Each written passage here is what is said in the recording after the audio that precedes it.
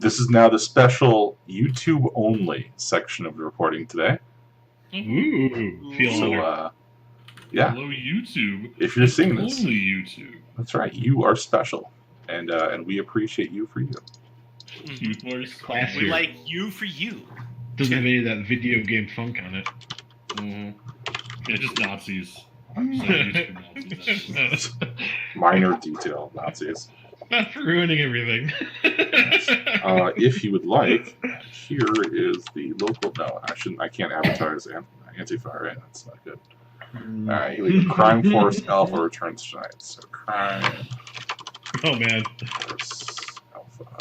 Such a temptation, but No, I was just realizing it's a good thing like Zach's not playing when you said something about you could be Antifa. What are we? Well, we know what we are now. They're one of the crews that I haven't put together yet is the Black Stag.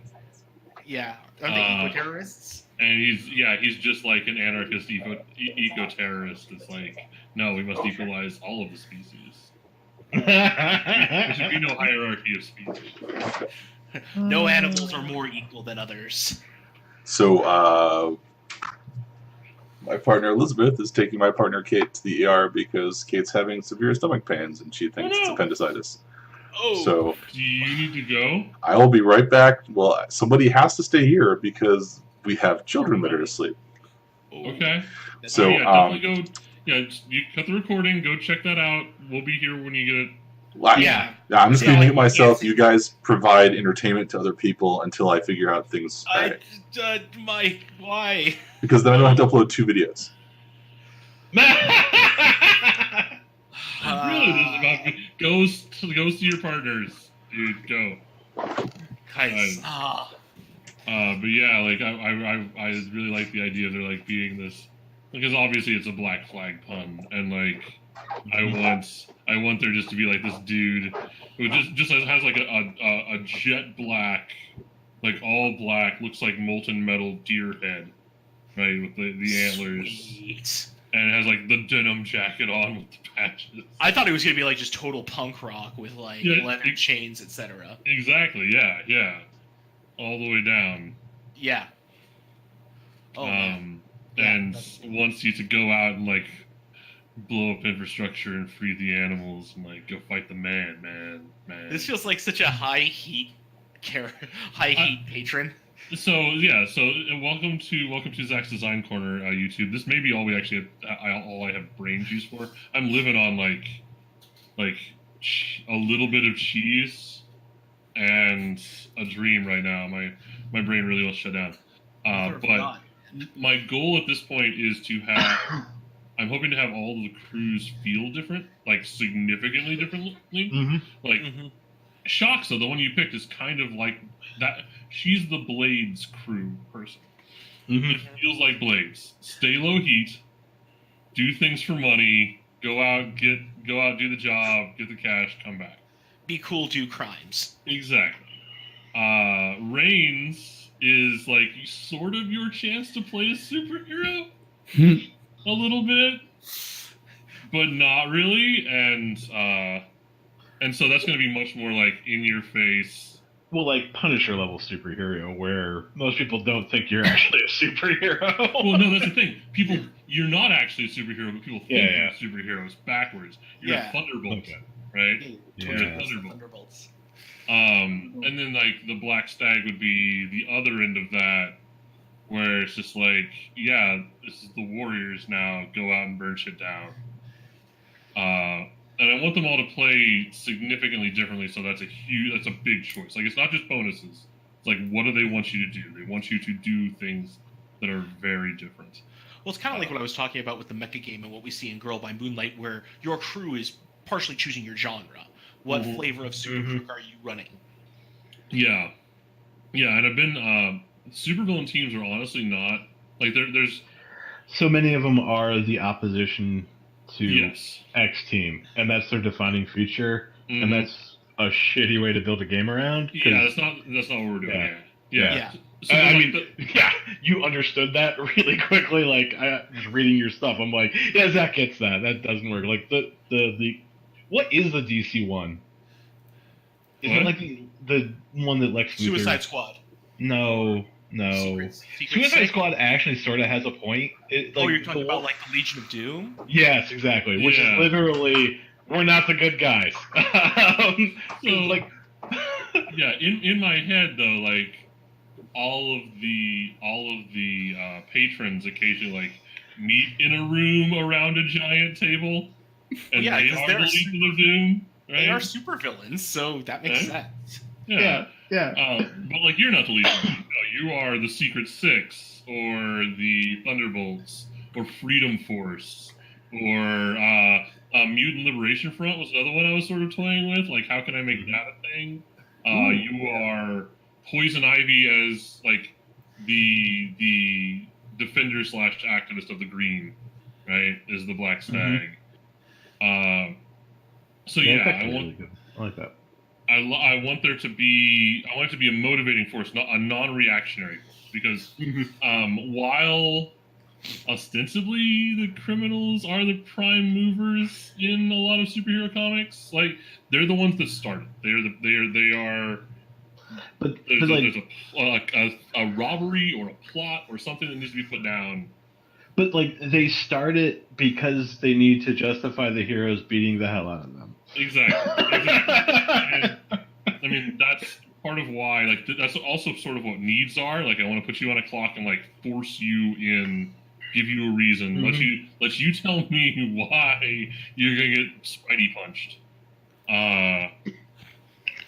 One of the other things I was thinking of was before we started doing the what if mechanic was flipping it around and doing the you tell me how you fail in return for like getting some other thing. Oh yeah. So like, oh, we totally didn't rob that bank, but like, yeah, my kid got into Harvard or whatever the thing, like whatever the other drama is. Like, why do you keep failing? Why do you keep failing? It totally like breaks what you've been doing with the stress relief, but I almost see like foiled plans recovering stress. I've toyed around with that idea of like, well, because like stress is the way of getting you to do some stuff that the game wants you to do. It's a way to sink resources and stuff like that, and like reinforce the fiction. Because it's like in Blades, this is why you do stupid shit that gets you into trouble. Is because you love drugs. There you go. Yeah. So the thing that I'm doing, and I've actually been working on a little bit today, but not much because I have not had much brain space over the last week or so for some reason I do not know why. Is those sort of like end of session questions, right? The XP questions. Sure. I've been breaking those down, and I think that I'm going to do them as background / origin. So like, who were you before you were a supervillain? Plus, or who were you before you were a super criminal? Plus, how did you become a super criminal? As being like one set of those questions, like expressing that, and then the other one being need and calling, or need and something else. Like, once you deal with your need, why are you still in the game? Right? Are you the Deathstroke type that like just really likes fighting people, or are you the Electro type that has something to prove? Are you the person that like I just like shiny stuff, I'm gonna keep stealing things? Like, what is your motivation? If you're still in, why are you still in after you've dealt with your needs? And that'll be an XP trigger thing, but it also like tell you something about your character. Like, are you a thrill hound? Like, do you do this because it's dangerous? Do you do this because it makes you feel powerful? Do you do this because you like the material rewards for doing so? And I need to firm all that up and sort of look at what I'm dealing with there. But I want there to be some sort of like hook after the need. I also want there to be some way that a need recharges, because that feels like really good. I almost it's one of those things where I gotta ponder on that, because the idea, because what I'm thinking is that It serves the role of extending the character's lifespan as a viable character. So Yeah. almost as instead of traumaing out, you could develop a new need if you settled your need. Yeah, like leave that as a slot. Yeah. Yeah, Well, and that's just and like I'd probably give it a big narrative punch thing of just like, okay, if you take on a new need when you don't have it, you just start narrating shit that happens, and we go with it, right? You know, to make it appealing and stuff. on the one hand, yes. On the other hand, I don't know. It feels kind of treadmill-y to just do that, just keep throwing those out there. And I feel Gonna point out comic books. Yeah, but I think that Matt has a very good point. In that this is not. While I am now writing into my future documents, the time segments / like action segments of this being panel / page / issue. Because I thought was messing. I was looking through some of my other stuff today. Like one of the old Marvel Marvel RPGs did that. I'm like, that's perfect, actually. I think there's a difference. Just like with the who's the primary actor who has the most agency here thing. Like nobody wants to like. I don't know. It's funny for a little while to play the jobber for the superheroes, but it's not actually, right? Yeah. So like, also that treadmill, like feeling like you didn't accomplish something, or you did and it got taken away from you right away. Yeah. Like, so if I put, I think if I put a need sort of refreshment, if there's a way you get a need back, I want it to come with. I want it to A, be mostly your call. Yeah. And B, come with something really good when it happens. Like something that's a big deal that you really want and need and yeah, there's got to be a reward for accomplishing that if you're going to do it. The other thing that you could potentially do at that point is funny. It just came to me. You could go the John Wick route and say they want to get out, but to get out they gotta do one last job. That is definitely going in. Like the if you want out, here is. I mean, I think it's going to be like a second need clock. It's going to be look at your need. You have the option, like right now. Are you trying to get out of the game? Because if you do, you have some stuff to settle up. So here's another clock, right? Yeah. And you got to fill that clock before X happens, and with what your downtime activities or actually running jobs or whatever you and the GM agree on with some framework put in. Mm-hmm. And if you do that, then your character's out. They're just gone. They're free and clear. Mm-hmm. Congratulations. Do you want me to press go now or give you some heads up? That's fine. Yeah. We're just doing some design discussion. Talks, which those of you on Twitch will be able to catch on YouTube. YouTube exclusive design diaries. Hello again, guys, gals, and non-binary pals. We are that D&D podcast, and we are now live on Twitch with Crime Force Alpha Crime. I love it. And we have been talking about. We have a situation we need to resolve from last time. We've been talking a little bit about design stuff while we were sort of getting our technical gremlins at bay.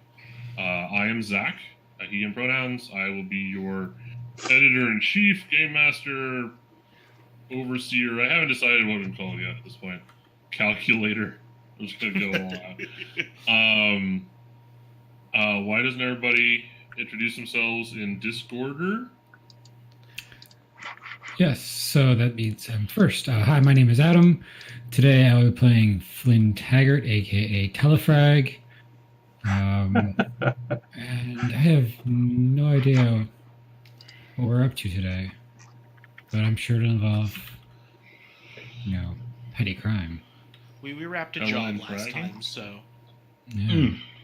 More job? Yes.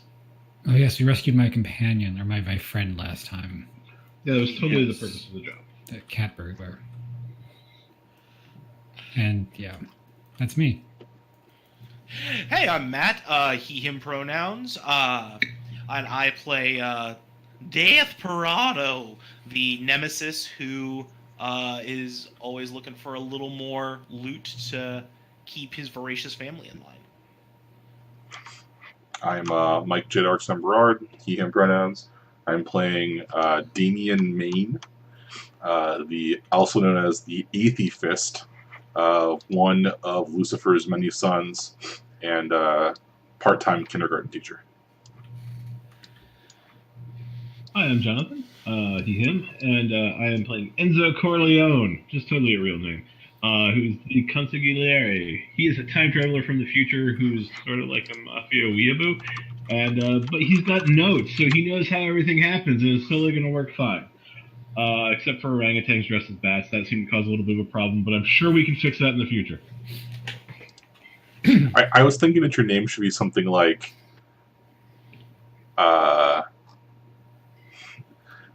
Gucci Calzone. Stupid future names. Right, like something Yeah. that, like, yeah, like It's just so wrong. Yeah. that is totally like a comic book Italian name though. Like, Yeah. Somebody the Punisher has killed at some point. His name is Gucci Calzone. right, like if you've got to have, like, if you're going to have an NPC, like, you know, that section of the book where the NPCs, the players sit down and they talk about their characters, like, one of them should be Gucci Calzone. This. See, it's Enzo because I just reread Snow Crash, so that's why it's Enzo. Oh no, it's a good name. Don't get me wrong. I just find Gucci it funny. Calzone is a intentionally bad name. Oh, that's intentionally horrible. I know. It fits with what I've been doing with the character, though. Yeah, it's like the best thing though, like old school Hell's Kitchen is populated with guys named like Gucci Calzone and Jimmy McFist, and it's like yeah. Nails Goretti or whatever. Mm-hmm. There's a dude in Superman that's just like his whole name is Big. It's just like Bobo Bigginson or something like that. Like Yeah. he's a professional wrestler. He's totally not in this game though. Come on, there's Crusher Creel. Like, come on. Crusher Creel. Crusher actually has a first name though. Yeah, but how often do we hear that? Almost never. Unless you're reading Planet X. Okay, so yes, last time I believe we ended with Lonnie handing out large S to family members from the retirement home. Yep. And one of them being bataranged to a Lamppost in the parking lot. Mm-hmm. I believe that's where we left it. So. And I believe I had said something about being quite done with this monkey business. Mm-hmm. Yes. There was a groan and we had to stream it instantly. Yes. Okay. Yeah, that's where we left off. At this point, let's open with, like, are you climbing the lamppost to get to this person? Are you kidding me? I'd break a hip! I don't know what your upper body strength looks like, old man. No. I got a gun I can use. It's fine. Just cover your head.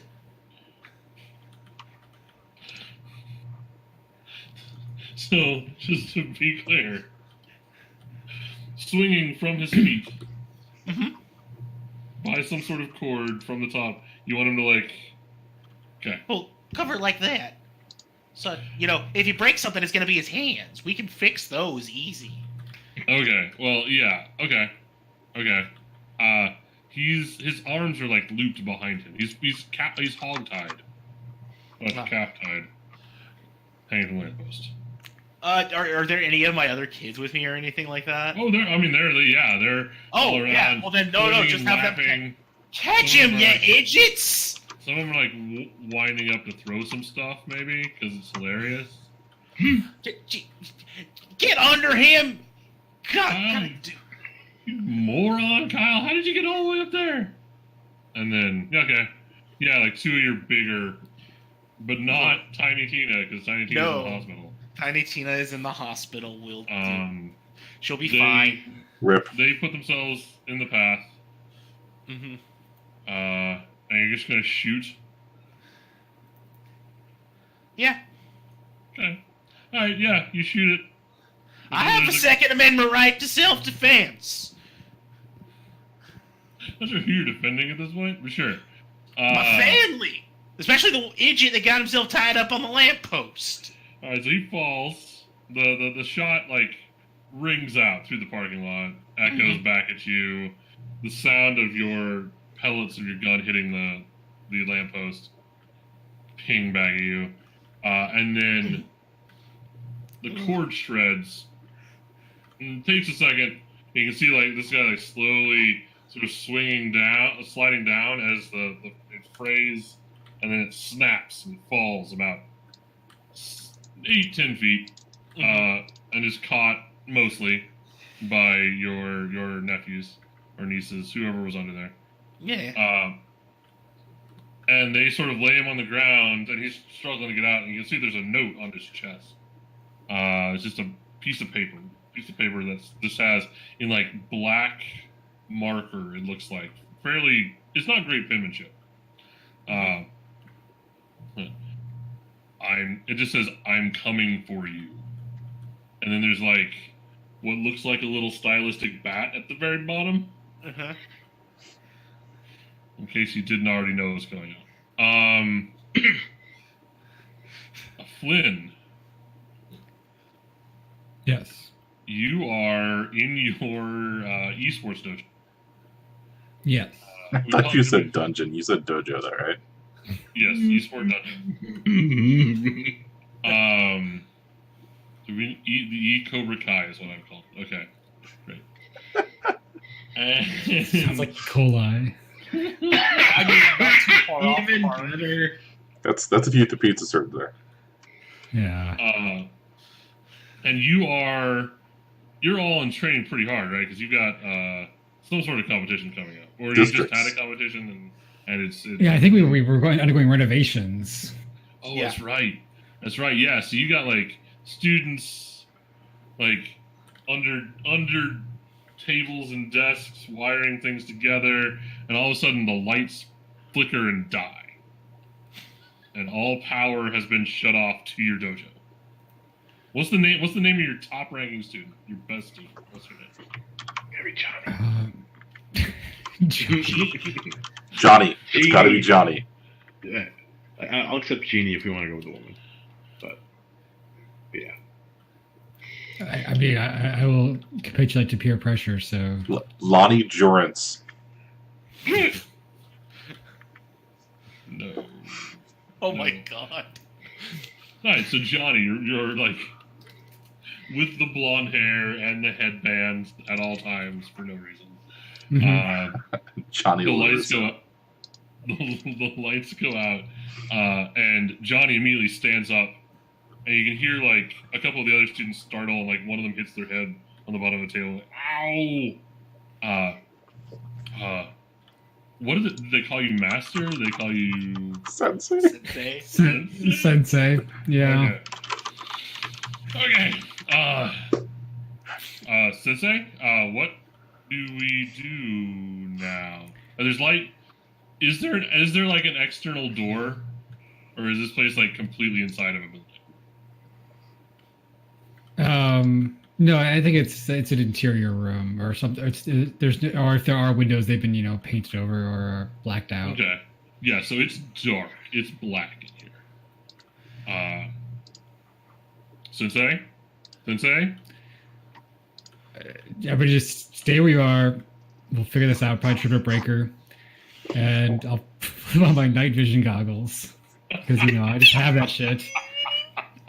You go Sam Fisher in this. Alright. In the darkness, you can see like some of your students doing this. Some of them are like just like sitting under the desk waiting for something to happen. Johnny's like standing there like ready to fight something. Not sure. Yeah, so you flip on the goggles and you make your way to the like the room with all of the electronics in it, like all of the electrical. I guess Yeah, breaker box or something. Yeah. Yeah. And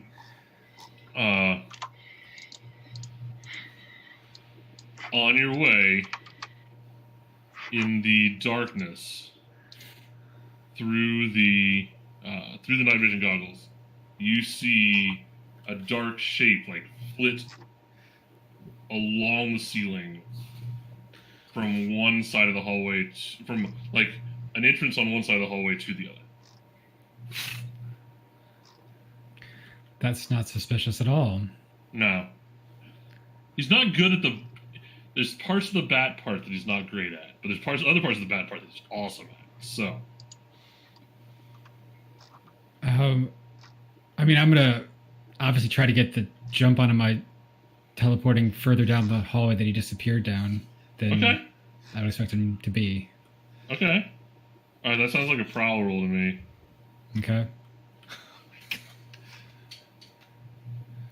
Sounds like a prowl roll. Probably since he doesn't know you're there, probably. Well, since he's like not necessarily expecting you to be there right now. Do these guys? Do these? I forget he's an orangutan, right? Yeah. Like, theoretically, do orangutans have good night vision? I don't know. Let's find out. I would imagine not.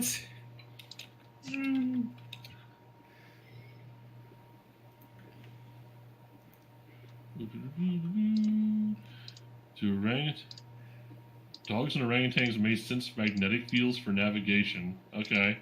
That's not super helpful. No.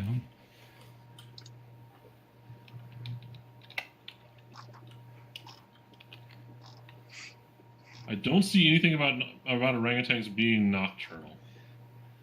So it makes sense to me that they have primate eyes that are maybe slightly better than human, but not like super great at night vision. Right. Okay. Now, he's also apparently fairly well off, not super well off, and has bought a bunch of like superhero gear. So he may have technology. Fair enough. The effects of this roll may tell us exactly how well equipped he is in this instance. Sure. Okay, so this is a prowl roll. What is the? Give me. I think it's risky. It starts risky anyway. Because you're trying to confront him, right? Like the confrontation is itself risky. Yeah, no, I have no idea. I technically, Flynn has no idea who this is, so he's trying to just basically get a drop on whatever is crawling around his building. Yeah. That sounds risky to me. And yeah, like the standard effect is you get in front of him. Are you like trying? Is your intent going to be like teleport stab, or are you just like positioning yourself in the direction of flight? I think it's basically to get the drop on him, but not necessarily to inflict damage. Like I'm not trying to kill whatever's walking around the building, because it could be, probably one of the kids' parents trying to find their way. Yeah, I have no idea. Like the super or something. Yeah. Yeah. Okay. Oh, yeah. So standard effect is you like stop him and knock him down, or like body check or something. Yeah. The orangutan. All right. Just gain an advantageous position. Okay. I'm not gonna. A 4. Okay. All right. So I'm going to offer you a choice. Okay. Either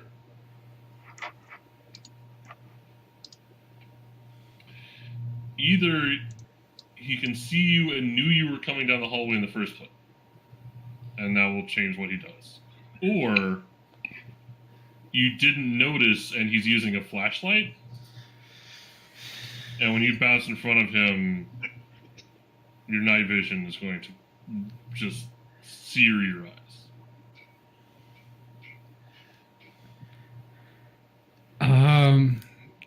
I think I will take one for the not having an orangutan with high tech gadgets, and just assume that he had a flashlight as opposed to orangutan night vision. All right. Okay.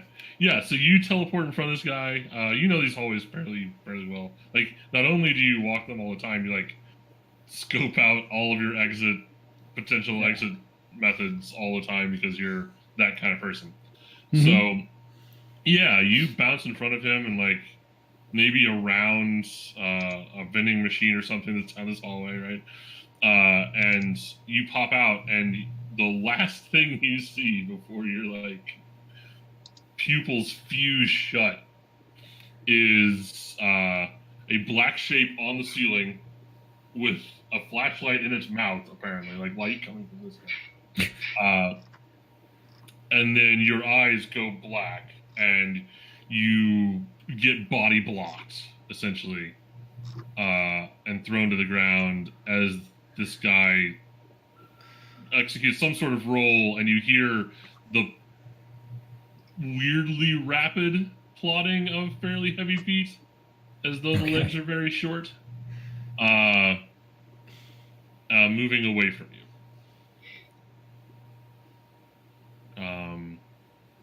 Do you pursue, or should we cut away to somebody else here? No, I think if Flynn would try to get power back on to help his students out. Cool. I'm still trying to think about what I'm going to do for Enzo, but I have one for Damien. Damien, Yo. you are teaching your kindergarten class. What does that look like? Are you solo teaching? Do you co-teach with someone? All right, so like it's it's not quite like a Montessori setup, right? So like Damien is basically the lead teacher in the group, because he's got a lot of experience wrangling demons from hell. I mean, children, and so he's got like a couple assistants, and he's like the daytime lead, and then he's got a couple. Yeah, and they're not really assistants, they're like co-teachers, but yeah. And then there's like the afternoon lead that does more like arts and crafts stuff. Okay. But like it's probably circle time, and like he's probably reading from like a book. Okay. To the kids and like showing them all the pictures as they're all sitting around this circular alphabet carpet. Do you have a book in mind, or is it just like the most ridiculous thing we can come up with here? This is for all the parents out there, right? Mm-hmm. So there's like a something, not Jack and Jill, but there's a tree or a book about these two kids that treehouse something. I don't remember. No, I don't anymore. It's gone. I know what you're talking. Like they're like the ones that the Magic Treehouse. Yeah, is it Magic Treehouse? It might be just that. Well, I mean, there's the Magic Treehouse series. Yeah. Jack and Annie. Yeah. Okay. It's the Magic Treehouse Jack and Annie series, but it's like Jack and Annie disprove God.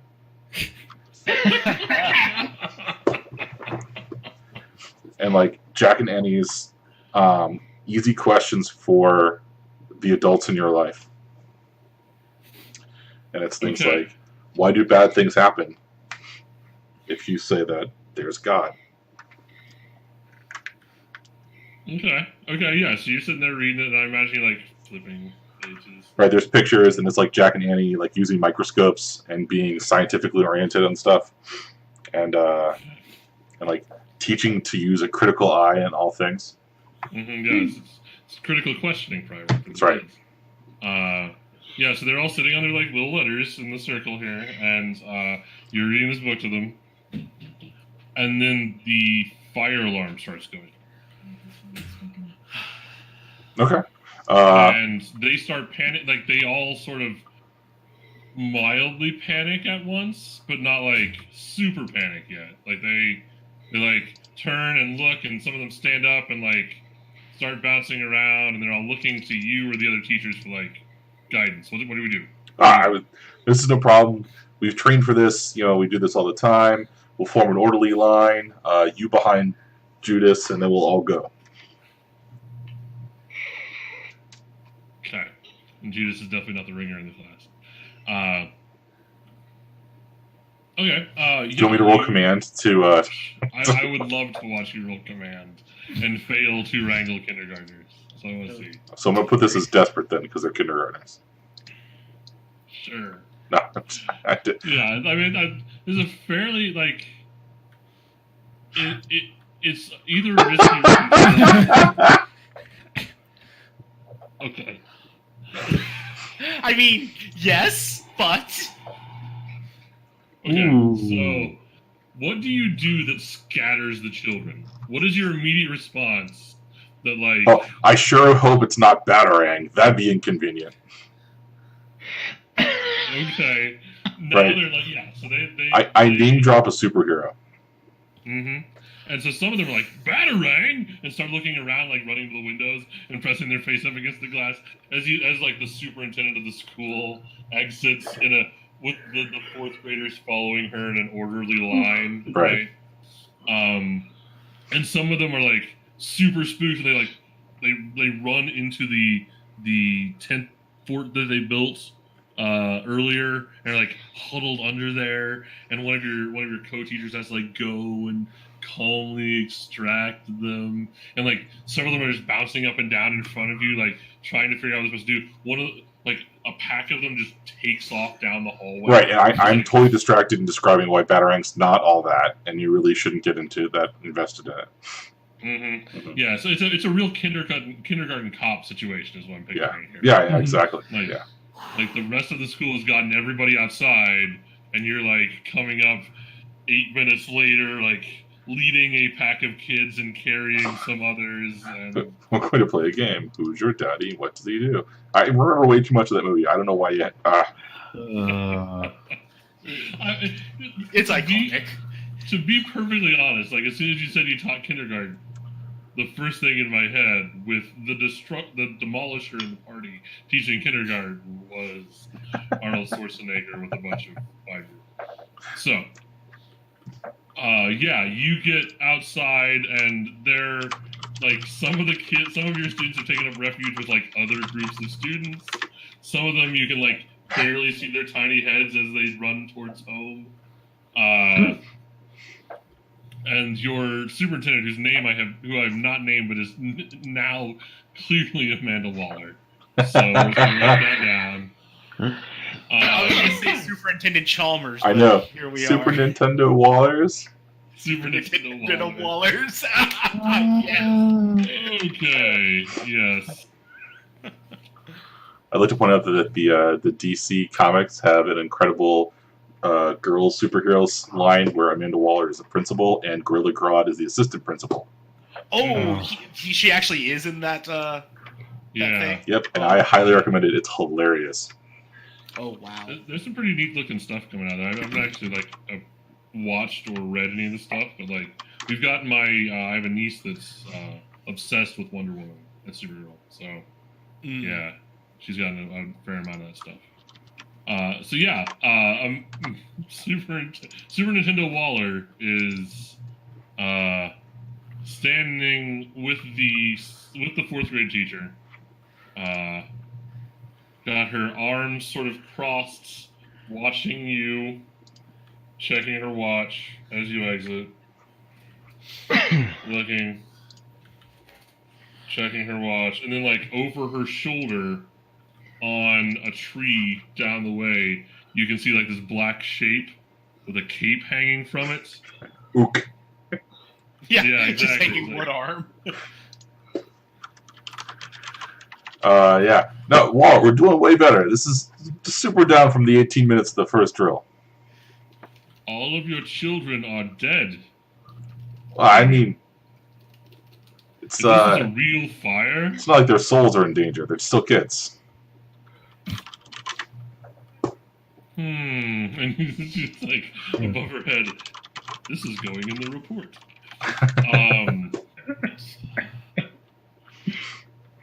Unacceptable. This is entirely unacceptable. You need to control your classroom for their own sake. I mean, they're controlled, Very but it's like their children are a force in nature, man. They are a force of nature that must be controlled for their own good, Mr. Maine. See I don't to know. it that you do a better job the next time. All right. Only smash cut. Unless you want to banter with Waller. It's the arrogance quirk is a chance for me to get in trouble with the super. So Oh yeah, go for it. Go for it. Oh my God, it's right. Tell Amanda Waller who and what, and regale her with your educational philosophy, because as I remember, superintendents fucking love that. right, So right, yeah. Well, it's my dad always used to say that kids are the prime time to you got to let them run free and be themselves, and you really want to keep them cooped up, because if they don't have the chance to explore and learn their what's that word that people like nowadays, social intelligence, right? It's not just about keeping them cooped up in school. They got to run around and burn things, make some mistakes. I'm very aware that you were apparently raised by Piaget. At the same time, we have liability issues and the welfare of our students to keep account of. Should this happen again, there will be consequences. Oh At no! that point, there's like a whistle, and everybody sort of turns at once to walk back into the school. The programming kicks in. Exactly. Well, they do this all the time. It's just a couple of classes that don't have their shit together. So It's a well-oiled machine, except for the squeaky wheels. and you can tell what you name drop, or you sort of gave me two co-teachers, like an arts person and someone else. Yeah. What the someone else? What is their name? Do you have somebody? We're gonna go with Miss Arnold's. Co-teacher Arnold's is gunning for your position, and immediately, once the march back in starts, she is right at the shoulder of Superintendent Walters, and clearly has her ear about something. And since you're probably the topic of the day, you can guess what. Right. Okay. Probably that profiling thing again. People with hormones shouldn't teach kids. Wow. Jesus. Arrogance. I got this. Why the mother of choice?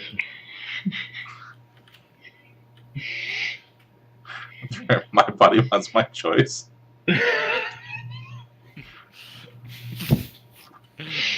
Yeah, you gotta take that up with the union, man. All right, Enzo. Yeah. I don't even know if it's a thing that happens on the docks with you. I think you just have a note in your book. Does he somehow? Oh, because he somehow inserts it in the Google Drive. Well, sorry, the Amazon rucksack. Nile rucksack. Nile rucksack. I'll get there eventually. Yeah, but I don't, so if Enzo knew that you were going to be in your first superhero feud, would you duck it? Would Enzo duck it? Or would Enzo be like, yes, this is amazing. I'm finally arrived. I'm going to go do this thing. No, I think Enzo would duck the hell out of it. But because I can see the book just has a link or something to a webcam or something that shows him watching my apartment or something. See, what I was thinking is you left yourself a note, and you took you took a bunch of shocks, a handful of shocks as dudes, and they're like, I know where he's gonna be. I know where the thing's going down. You guys go in there, and I'll be out here. Right? Okay, I can see that happening. Yeah, And definitely. then he taps you on the shoulder. Yeah, exactly. They go inside. Yeah. And there's the sound. You walk them up to, it's a warehouse of some sort. Yeah, yeah. It's got like I don't even know. Like I'm trying to think because where are orangutans from? Hold on. Asia. Aren't they? Yeah, it's Southeast Asia. Yeah, Like Borneo, I do believe. Borneo. That was actually what I was looking for. Yeah, so it's like Yep. a Bornean. I don't know. I really should know that, but I don't. Import-export company, right? With the cover, essentially. It is. Well, I'm just thinking, like, is that like what Wayne Tech is in this company world? Well, it's what the Batarang version of. I'm sure that by the time I'm done building this place, there's gonna be 4 or 5 different Wayne Techs, right? But yeah, like that's what this is, and they go in with their guns. Do you want to? Are you marching up to the offices of Orange Wayne here? And Orange Wayne. I feel like there's something quite close to like Orange as a name. I can't place it. I thought it was Ukang. Ukang. I like that too. Okay. Pongo is the. Yeah. Oh no. Now that song will never leave my head. You're welcome. No. Yeah. So are you marching upstairs with them, or are you just like sending them in to send a message? Like what's? Because it's like a business. There's people inside. Mm-hmm. Yeah. So like, might even be union guys. Like you don't know. Yeah. So like it's gonna be like just the traditional shakedown thing, I think. You know, like they go on the floor, and like their intent is like to mess things up and kind of get people to establish, hey, we could totally screw you up if we wanted to. And then, like I just go find like the general manager or something and just like deliver the message personally. Okay. So I'm gonna assume like I don't know his secret identity. Because I find that hilarious. So one of the things, and this is a digression, things I've been in this game is like comic book logic. You can operate under whatever degree of comic book logic makes the most sense or is the most fun at any given moment, right? So, like, superheroes don't kill people. Like, they just don't. They throw people off buildings, they don't die, it's fine, right? That can be the level you operate on. Or the only, like,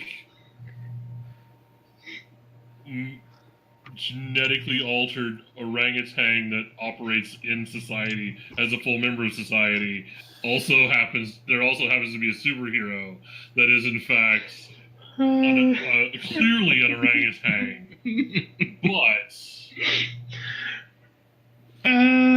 it's a clever disguise. Like I just picture like he's got like a dossier there. It's like 98% affiliated with Uktek.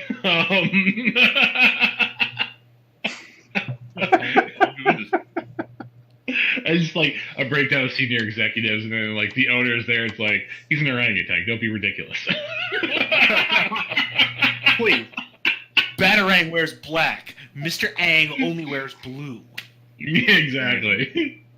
Like the nicest blue suits and the weirdest cuts you've ever seen. I picture him really liking like vests, like instead of the overcoat. Yes. Hold on, while I in a suit. Oh, come on! Don't give me orangutan suits. Internet, you are failing me. Tuxedo's not quite right. Anyway, so oh god, vest did not make it better. See my vest. See my vest. See my vest. All I have is a bunch of vests that have orangutan faces on them now. The vest was made from real gorilla chest. So yeah, so they're doing this thing. I imagine they're doing oops. like knocking stuff off of shelves or yeah. boxes They're over. strong on tactics as hell. Yeah, and then like this person, this guy in like overalls and like a baseball hat, and he comes running out like, hey, what are you doing? What is this? There's been a little bit of problems here. Your paperwork isn't quite in order here. You really should watch what you do in your recreational activities. And you see him like turn to you, and his look goes almost instantly from like aggressive to like, okay, I understand what I'm looking at now. Yeah. And he's like, okay, everybody back to work. I'll handle this. Look, we got a deal with you types. You ain't coming in here and doing this. And if we got to go talk to your boss, we will. But we ain't being shook down by none of you Tommy gun using whatsits anymore. You see, it goes both ways, though. The deal is you also mind your own business. That hasn't been happening. You talk to your bosses. They know what's up. Y'all got a problem with bananas? Like, what's... Look, if you're trying to get in the banana game, you gotta cut us in. That's how the deal works. You don't be coming in here telling me that I need to back off of your turf. This is our turf.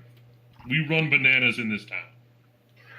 Oh, I'm not concerned about the bananas. I'm concerned about some of your consumers. Some of your high potassium consumers. It's mostly primates and school children. Is this a problem for you? What's the difference? I knew the school children are primates. I know. Science facts. See, you're educated. That was free on the house.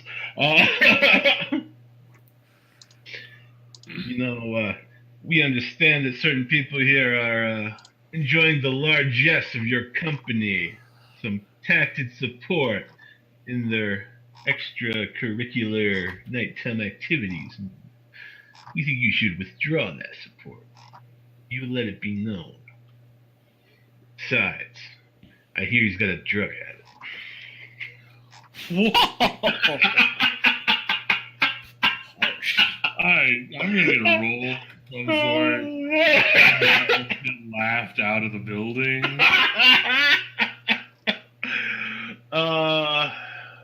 Yeah, I guess. You might pop up. Traditionally, yeah, I guess it is command 'cause it's intimidate or threaten. Command sounds like a pretty clear option here. I'd take a couple other things too, but I guess risky. But I mean, being left in the like, building isn't exactly horrible or anything. But no, I'm gonna call it risky just because you went to yeah. what you assume is the headquarters of like the superhero that handed you guys your butts last time around, and like throwing elbows. That's risky. Yeah. All right, let's go.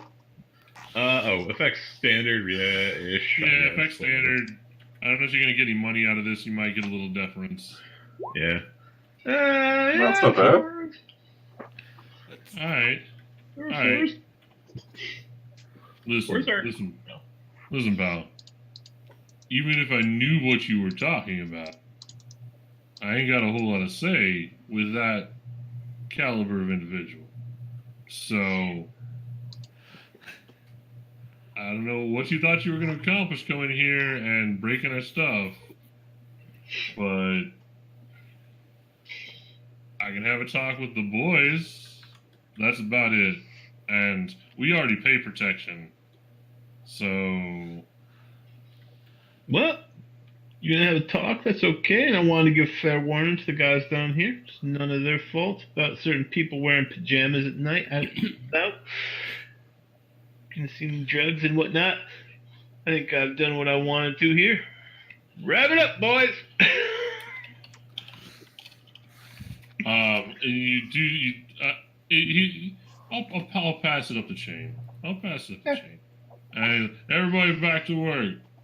And he sort of like walks away. And then you're yelling, "Okay, guys, let's go." Yeah. And like 2 of the 3 you brought with you come right back. Where's Polly? Polly? I ain't seen Polly. You see Polly? I ain't seen Polly, man. I was over there busting up banana crates. What are you talking about? Yo, Polly! And you walk, as you're like having this conversation, walking back out to the door, you look, and Polly's like roped up, sitting on the roof of your car, staked through the roof, with a couple of batarangs, and just like laced through them is the rope that's holding him down. Polly! What the hell? Alright, yeah, you can cut that. So, bottom line is that the Batarang has decided to come after you. Knows who you are, knows where you're at, most of you anyway. And, yeah.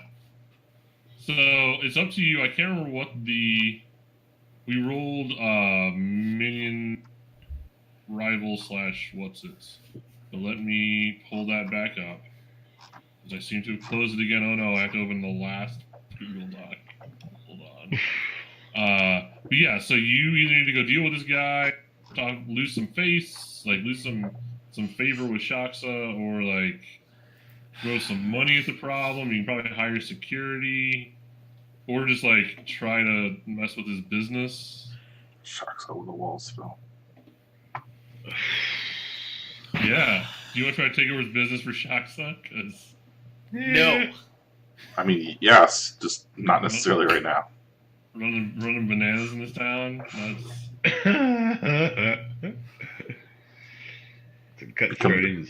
Become the new Banana Boys. One little slip up. There's always money in the banana warehouse. Yes, that's right. Oh man. Oh gosh, yes, there is always money in the banana. That's why one of the first things the Batarang did when it started banana business. Like that. Oh, I just like really want to like steal the entire business. Ransack the warehouse. There's got to be money in there.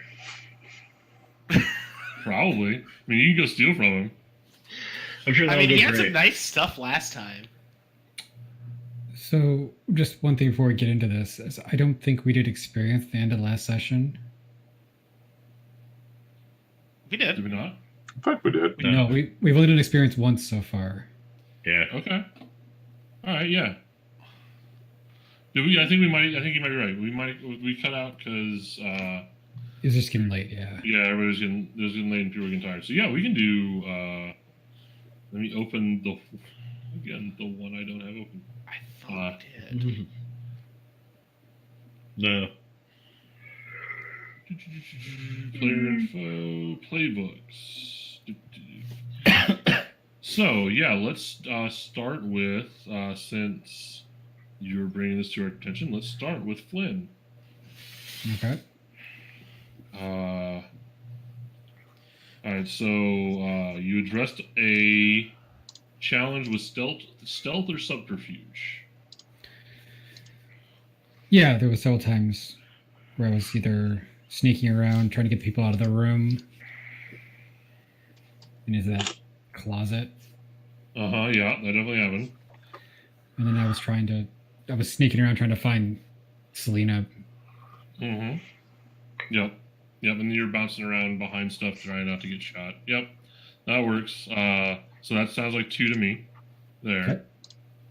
You expressed your beliefs, drives, or origin. This is actually a question I'm changing moving forward, but we're using it for right now because I haven't done that yet.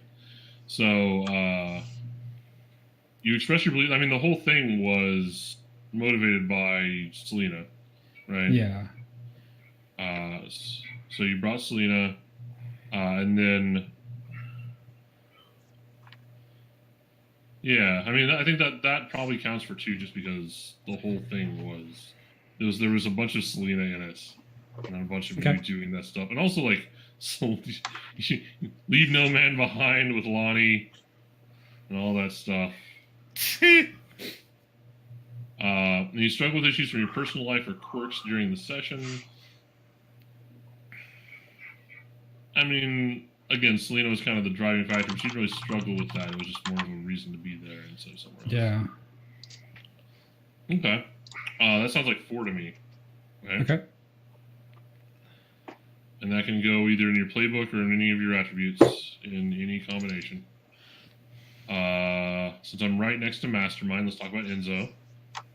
Okay. Address a challenge with foresight or analysis. Yeah. Ouch. Brain hurt. I remember all the way to last week. I know there was the, wow. All right. So I remember the plan the getaway thingy through Enzo. And then there was the, what was the other thing? Oh yeah, getting the whole stupid thing on there with the Amazon drone thingy and all that stuff. Yeah, and then the deal with Mr. Guito, yeah. So I had that set up totally ahead of time. That's right, because there was a flashback. All right, so that sounds like 2 to me. Okay. You express your beliefs, drives, or origin. Yeah, and like I felt like that came up a couple different times with the whole mafioso thing, trying to set up the deal, keep things calm. Unfortunately, that just kind of screwed up at the end there. Well, keep things calm with Guido, I guess, is the part that I said. Yeah, keep things copacetic inside the family, yeah. And then, like, personal goal, making heaven fall from the sky when the birth of the mafioso king is happening. Yeah.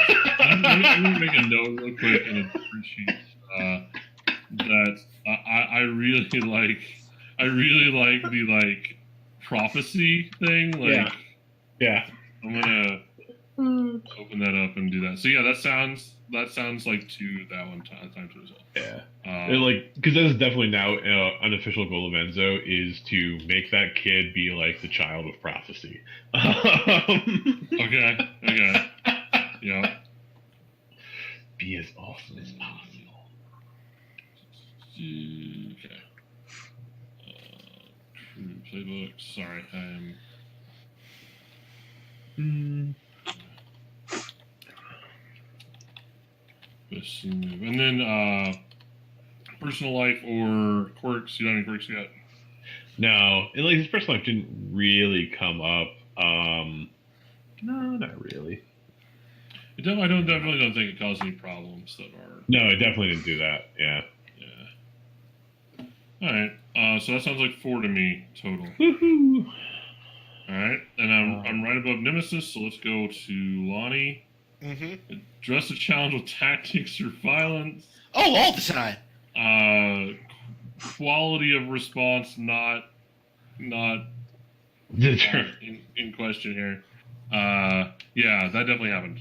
That happened on at least 2, if not 3, separate occasions over the course of that run. Yeah, there were definitely multiple firefights. So that sounds like 2 to me. Express your beliefs, drives, or origin. A drive for money definitely was expressed. I don't know if we. I mean, does it count as beliefs if he basically went on that run and made expressly clear he was in it for the money on it? Maybe. I mean, I'm not going to push super hard on it. It's just one of them. Yeah, that feels like a 1. Yeah, it feels like a 1. Yeah, that's fine.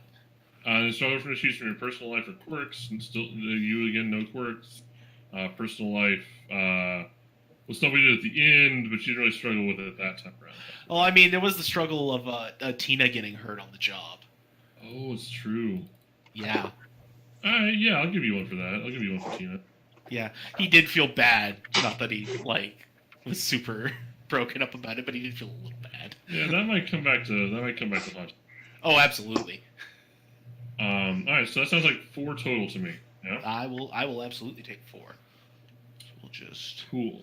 use that to bump good old insight up. All right, and then Damien. Damien stressed out almost immediately. Yes, but you did. Let's go through it. Real quick. Address the challenge with audacity or destruction. True. I Definitely threw a couch at the orangutan. You threw a couch at Batarang, and it caused a whole mess of bad shit to happen. So that's definitely at least one. You also, like, tried to roll a guard just by, like, walking up to them and spouting a bunch of hell stuff at them.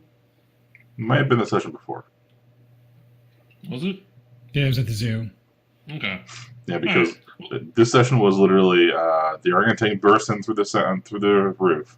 I charged him, I threw a couch at him. I rolled a 4 and got kicked out a window and stressed out. Okay.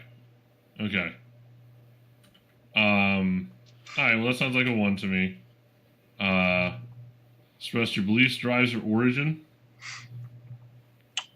I mean, my response to the hero was to throw a couch at them, so... I mean, that's the Atheist's MO. Alright, I'll buy that. That sounds like 1. And then personal life or trauma, or quirks, rather. I acquired my first quirk in that mission, so... Yeah. So it's probably just 2 XP total for you, then. Okay. Okay. So that's that. Let me find what I was working on. Okay. Cool. So yeah, it's up to you guys what you want to do to address this issue. If you don't, however, let me pull that up real quick.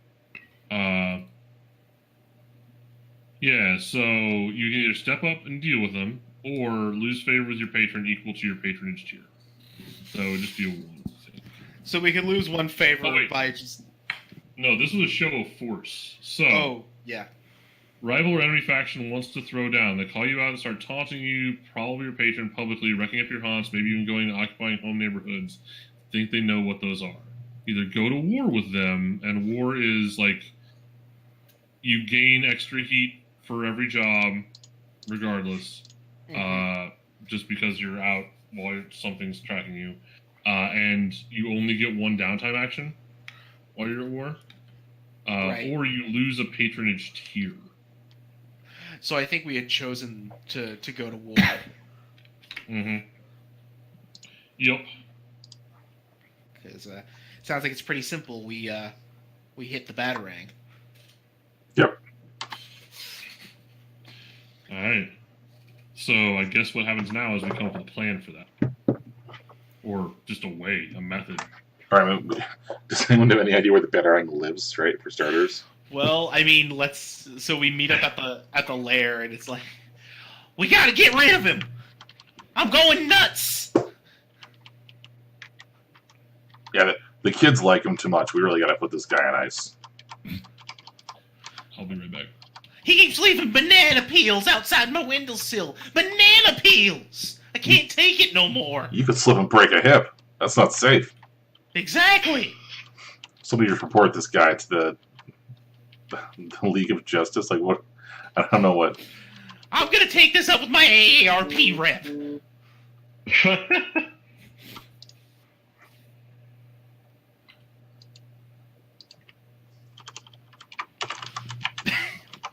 So, Frank. Sorry, go ahead. No, go on. Jay, we get a good idea. Like, so, I mean, the proper way to deal with this is, he screws with our places of where we live. We screw where he lives. So we should go, find his place. I don't know, mess up his fence and call up the homeowners association. Yeah, we could do that. Oh no, he's like 1 step ahead of us all these times. I paid him this little visit, one of his subsidiaries, and he apparently knew I was coming. Polly's never been the same. He's afraid of bananas now. It's not like he's got a book of the future, though. How did I not make the Batarang shaped like banana? How did I not do that? I don't know. Yes, Because then you could say Bananarang. I don't know. Yeah, Bananarang. Yeah. I don't know. well, Batarang is Bananarangs. Maybe it's like one of those things where they make tasers obviously different than pistols, because he would hate to pull it out at the wrong moment. Ooh, sorry, that was supposed They're just actually bananas. He has a bandolier of bananas. Oh man, you just like two bandoliers, pull one off for and just- smacking, one for smacking. banana chucks. One for smacking, one for snacking. I want you to think about what you did there. Now I'm imagining him having like the Daredevil like billy clubs, but like a banana on each end with the chain in the middle. Connected with some sort of other equally Maybe, like- delicious product. No, they're lab grown, and it's like a vine between the two of them. Yeah, exactly. He's the genetically modified superhero.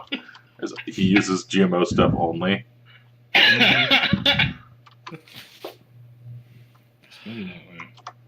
These are the fungus resistant bananas because there's that fungus that's coming for all the bananas. He's desperately funding banana research to preserve his food source. Okay, so you've got skills we can put towards figuring out where to hit this guy and how to hit this guy. Yeah. We can do that. If you don't, pretty soon probably going to like have him start knocking over Shox's businesses. No, we'll get him. I just didn't know if we get the we most can- in. So, I what mean, do I we? could try hunting him.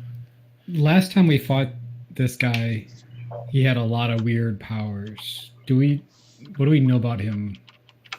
Well, remember, he also last time you fought this guy, he had Faust in him. We didn't. We don't know that. We don't know that for sure. No. Though. All we know is he's a monkey that can turn into bats. That's what- yeah. I ain't never seen nothing like that. And I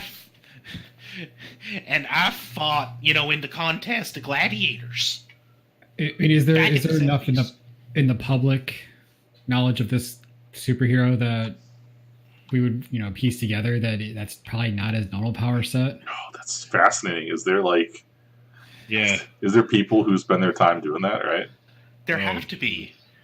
Probably, yeah. There's probably people who like Like, have internet. Like, there's a wiki. Yeah, superhero. I, There's I, gonna I, be, I call like, it I call it the young BuzzFeed. Midoriya. Right?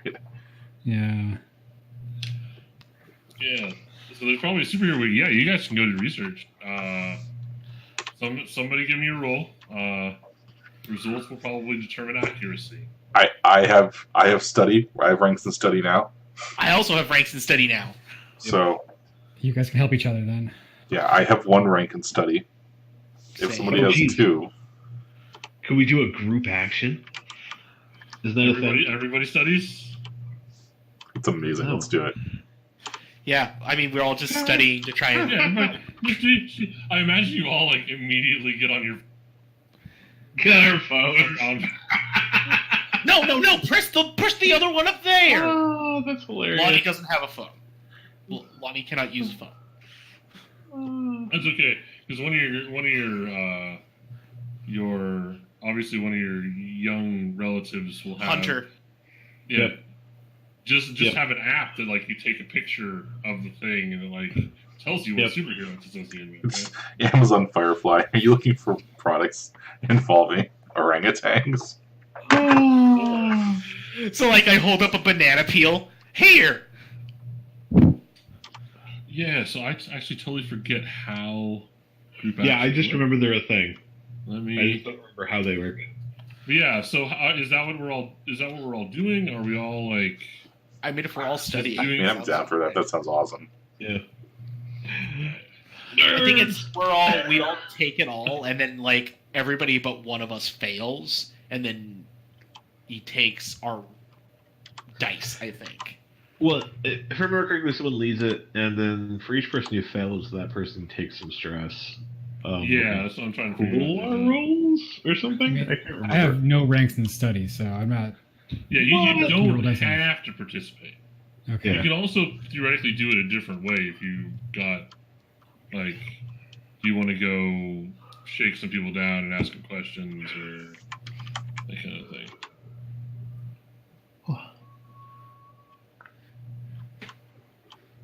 Changing the game, crafting. Sorry, I am unprepared for this particular. That means we win. It does. It does. Proving up a score, engagement plans, linked plans. Linked plans. You have no idea what that is. I think it's one where you go like one person makes a roll and it sets up another person to make a like it creates the opportunity for someone else to do something. Yeah. Set a maneuver to improve the position of someone else. Whoa! Oh no! Why did that just close? Okay. Yeah. So everybody who wants to, give me your own separate study roll, and we'll. What happens is we take the best dice. You're horrible.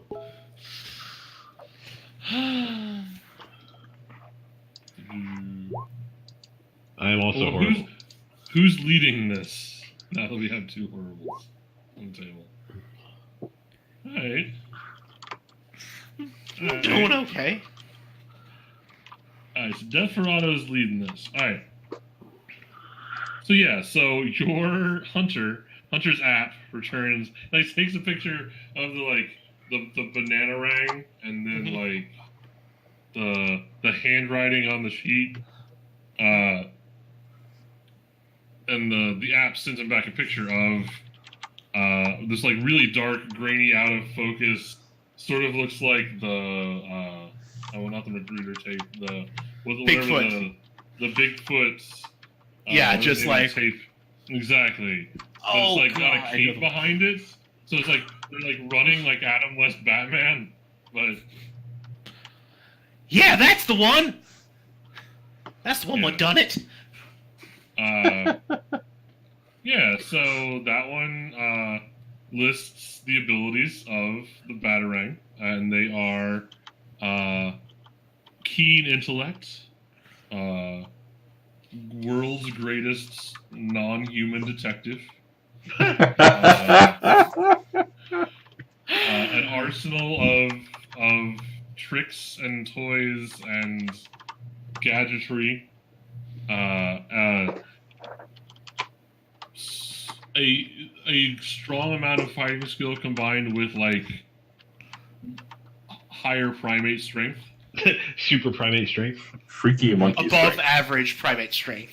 Yeah, I mean orangutan's pretty strong, but yeah, the ability to brachiate. Switch to trees. Yes. Excellent use of the word. There's no mention, however, of clouds of bats. Ain't no cloud of bat, no. That was some different stuff.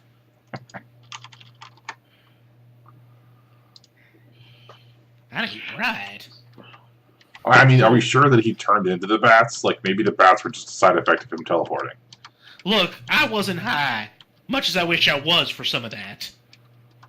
Well, I wasn't Maybe- said you didn't say you were, but like, what if he changes positions with an equal quantity of bats in another dimension? I love the fact that this is the perfectly reasonable explanation for the guy from hell. Like, yeah, this is what you do. I mean, it's almost exactly what Flynn does anyway, right? Like Flynn teleports Right. through hell It anyway. it seemed appropriate in universe. I love the fact that, like, yeah, no, that makes sense. Like, It's just Look. like the Terminator time travel, but with bats. yeah, That's right. it's just over here like, maybe, yeah, I can see that. You believe what you want. But the thing is, he weren't supposed to be doing that. Why? It's like we're not the bat police. I mean, Ain't a bat cop. not wrong. Not just to clarify, you're still technically correct. However, So, It sounds like we don't want to go toe to toe with the Batarang there. Nah, he weren't worth a fight. But it also sounds like the next fight won't be quite so hard. He's not going to be doing that. He might not be doing the teleporting thing for much longer. Well, I think we should try and strike at his weakness and like reveal his secret identity or something like that. Has a orang? What secret identity does he have? Look, that could be any orangutan. I'm totally gonna like out his Lucius Fox and like Batarang.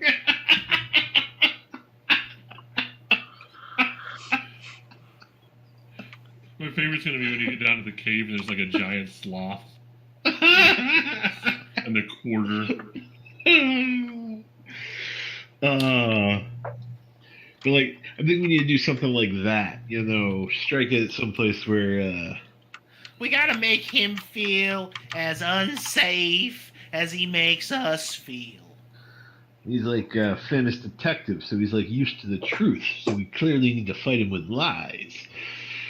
What That makes if sense. we frame him Look, for a crime? look, we're all real strong. Let's just go punch him in the face repeatedly. Right?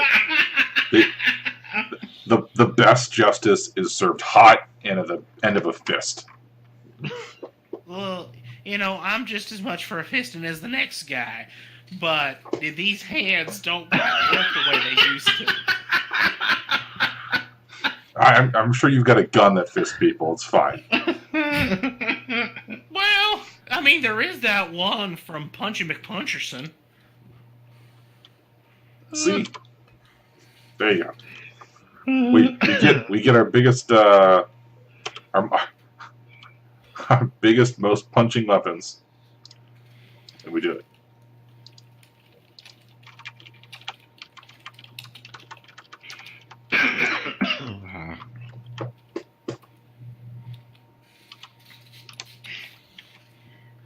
Okay. Well, I mean, if you just want to go toe to toe with him, I mean, I think that's a bit of a crazy idea. All right, what's he gonna do to us? Well, the way this always starts like this. First, they start harassing you. Then they start harassing the business, and then once you're all tuckered out, that's when they get you. No, we stop this right now. We take it to the source. We lure out the orangutan, and just spitballing here. We throw him into the sun. He's just an orangutan. That seems a bit harsh. I mean, Okay. I'd be just for running him out of town on a rail, maybe tar and feather him a bit. Son, ran out of town on a rail. Think there might be a happy middle ground somewhere. Like whacking him. So, just to interject, actually killing somebody is hard. Yeah, I think we might talk about this a little bit last time. we do. Like, if you want to go the distance and actually put down a super, you'd have to, like, partially dismantle their home life, like, find a weakness, and, like, go at them hard enough that they can't escape. And it instantly raises you a heat level. Look, But I mean, we are there's a- benefits. we are a also, like, gang of incredibly powerful super. A second. So, kids. Yeah, I mean, but he's basically Batman, right? Yeah, like Like taking. you are a group with like a bunch of wild superpowers, but he's basically Batman. Like, Yeah, this would be like, God. well, and he's Batman, and he's had time to prepare. yeah, exactly. But also, like on a meta level, like the superheroes are what demons look like here, right? Like when you fuck up and like they come for you, it's scary.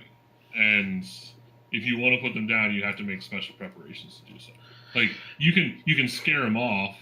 You can reach an unspoken or spoken like agreements, non-aggression agreement with them, but Like straight up, fucking with his banana business is actually like in character probably our best hit. Yeah, I would agree with that. And the banana business didn't exist before like half an hour ago either, so I'm really excited to see this. I had no idea the banana business was going to be a thing, but it totally exists now. Pongu imports is definitely a thing that you can go after. What we need is so like I'm super embracing the supervillain motif here because what I want to do is steal something really illegal, plant it in his warehouse, and then let's blow up some of his warehouse so the cops are there and investigate shit and find the illegal things. Oh man, That's not overly complicated at all. I think it's blood fine. diamond. We need to plant blood diamonds in there. Well, I'm thinking of like, so we need to somehow get social pressure on him, but we do need to blow stuff up. No, you're right. But like we steal blood diamonds and we plant them in there, and then we blow the warehouse partially, so that way they find diamonds there. I like how the old Western white dude went straight to blood diamond. This is Matt talking this through. Lonnie will just go, we haven't even gotten to the point of getting to the warehouse yet as a point of contact. Enzo hasn't even brought it up has he?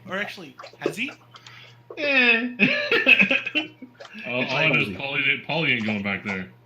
We don't need to go. Polly. Yeah, so Mike, there our plan so far, and I think this is appropriately super villainish, is steal something very valuable but illegal, plant it inside his warehouse, and then blow up his warehouse some so the cops come and investigate and find the illegal shit inside there. Did you say blow up his warehouse some? Yes. Yeah, partially. Catch it on fire. Commit We arson. need the illegal stuff to still be there and visible and findable. Nice. Yeah, we're gonna go generate probable cause. Or we could just violence go and plant a destruction. bunch of Faust there. That sounds like it might be backfire horribly. Do you currently have a Wait. fast hookup? Which means we should do it. What are the withdrawal symptoms of Faust? Could we get him addicted to it and then like straight now out? you're thinking like a supervillain, Adam. I would say that was my second guess. Just like hold him down and check him a bunch of times. As he like super scrolls through town. Goes all King Kong. I I'm thought not it gonna would be lie. like Bane ODing. Yeah, one of the exactly Bane. Like, it'll be like Bane. One of the things I was thinking about with this guy with two separate hero slots, and one of them was like on Foss and one of them was not. In the roles, because I like that. I like that idea that he's like, sometimes I got a juice. Oh, it's like Velocity 9. It's awful. Mm-hmm. Alright, so I mean that's definitely sounds like the beginnings of a plan. Is it Foss? Y'all decide if you're planting or doing something. I like the idea of planting drugs on this guy. Okay. Specifically drugs? The one thing that worries me about Faust is like that exposes one of Shax's businesses, right? So like ideally we would find something a rival crew runs and then plant that. Oh wow! So what's the other hot drug on the street then?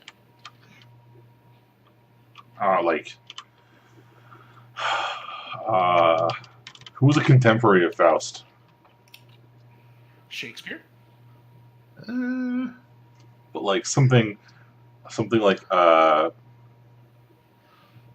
not benediction, but like something that means forgiveness. Indulgence. Repentance?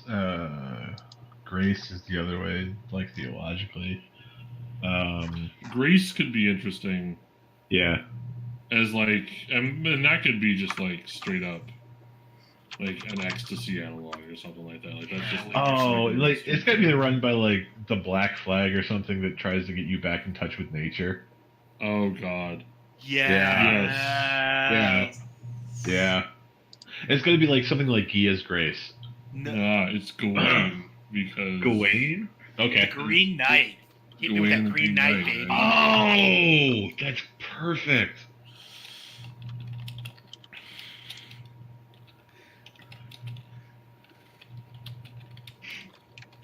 All right, yeah, and the Black Stag's crew runs that. All right. So the first thing we need to do is find a Batarang costume that fits Damien.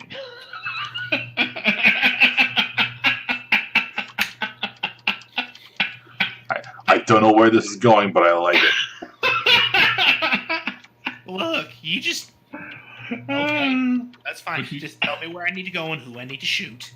All right, so if you want to go find a good high quality costume, I'll let you roll. If you don't want to spend the time to do that, you don't find a Batarang costume. You find a Dracula costume. Same thing. So it's got the cape and all that stuff. In the dark, it kind of looks the same. Just don't look too close here, else you'll see the Dracula printed on the back. Exactly. So yeah. So you hit the city part, the not the nice city part, the one somewhere in Bronze Bridges. This is not true. It's still a nice city park, but it's not because the park in Prospect Park in Silver City is pristine and We're looking at 1980s Central Park after dark.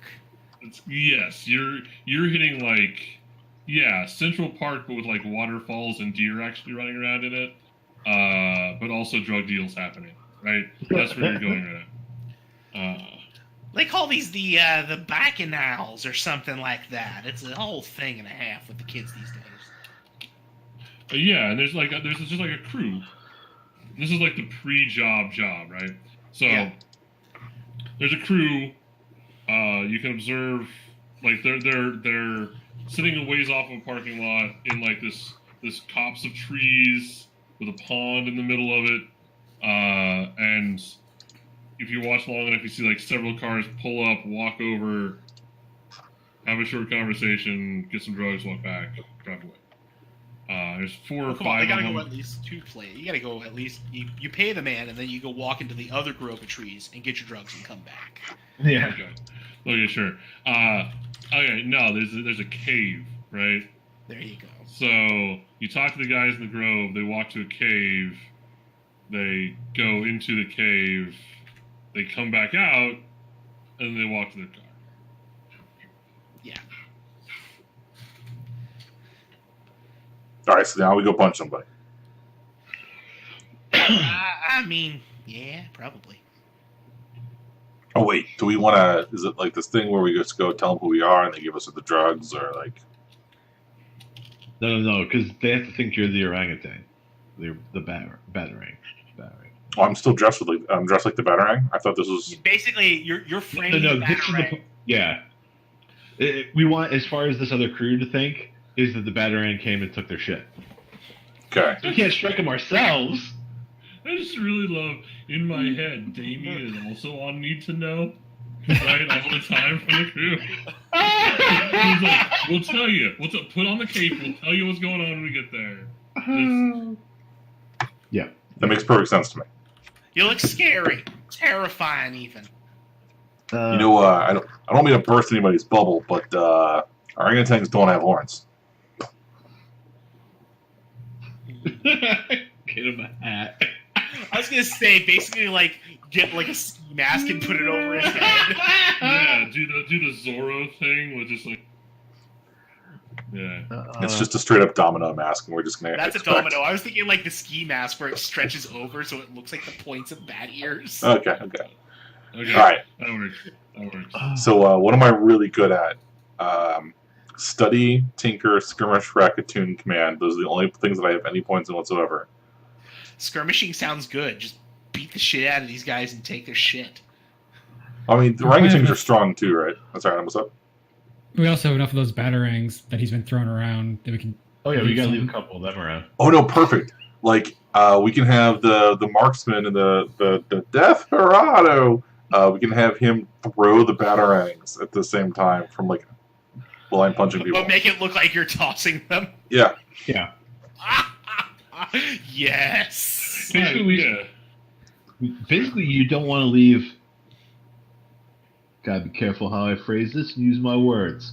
We don't want anybody to see us have attacked them. Now, when I say we don't leave any witnesses, I don't mean we don't leave anybody breathing. I mean we don't let anybody see us do the thing, okay? Just to be clear. Okay.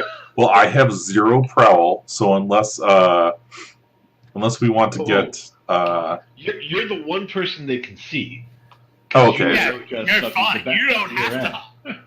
Okay. We want them to see you. So okay, I got an idea. Flynn, can you teleport me over top of them, and then I'll fall from the sky and kick somebody? That was exactly what I was about to suggest. I'm like, no, because you got to come in from above, right? So Flynn bounces you up and you fall. Yeah. Right. Oh, Totally can do it. Right. Album. 4 supervillains to mimic All right. one. Oh, I'm gonna. This sounds like an engagement role to me. Yeah, it does.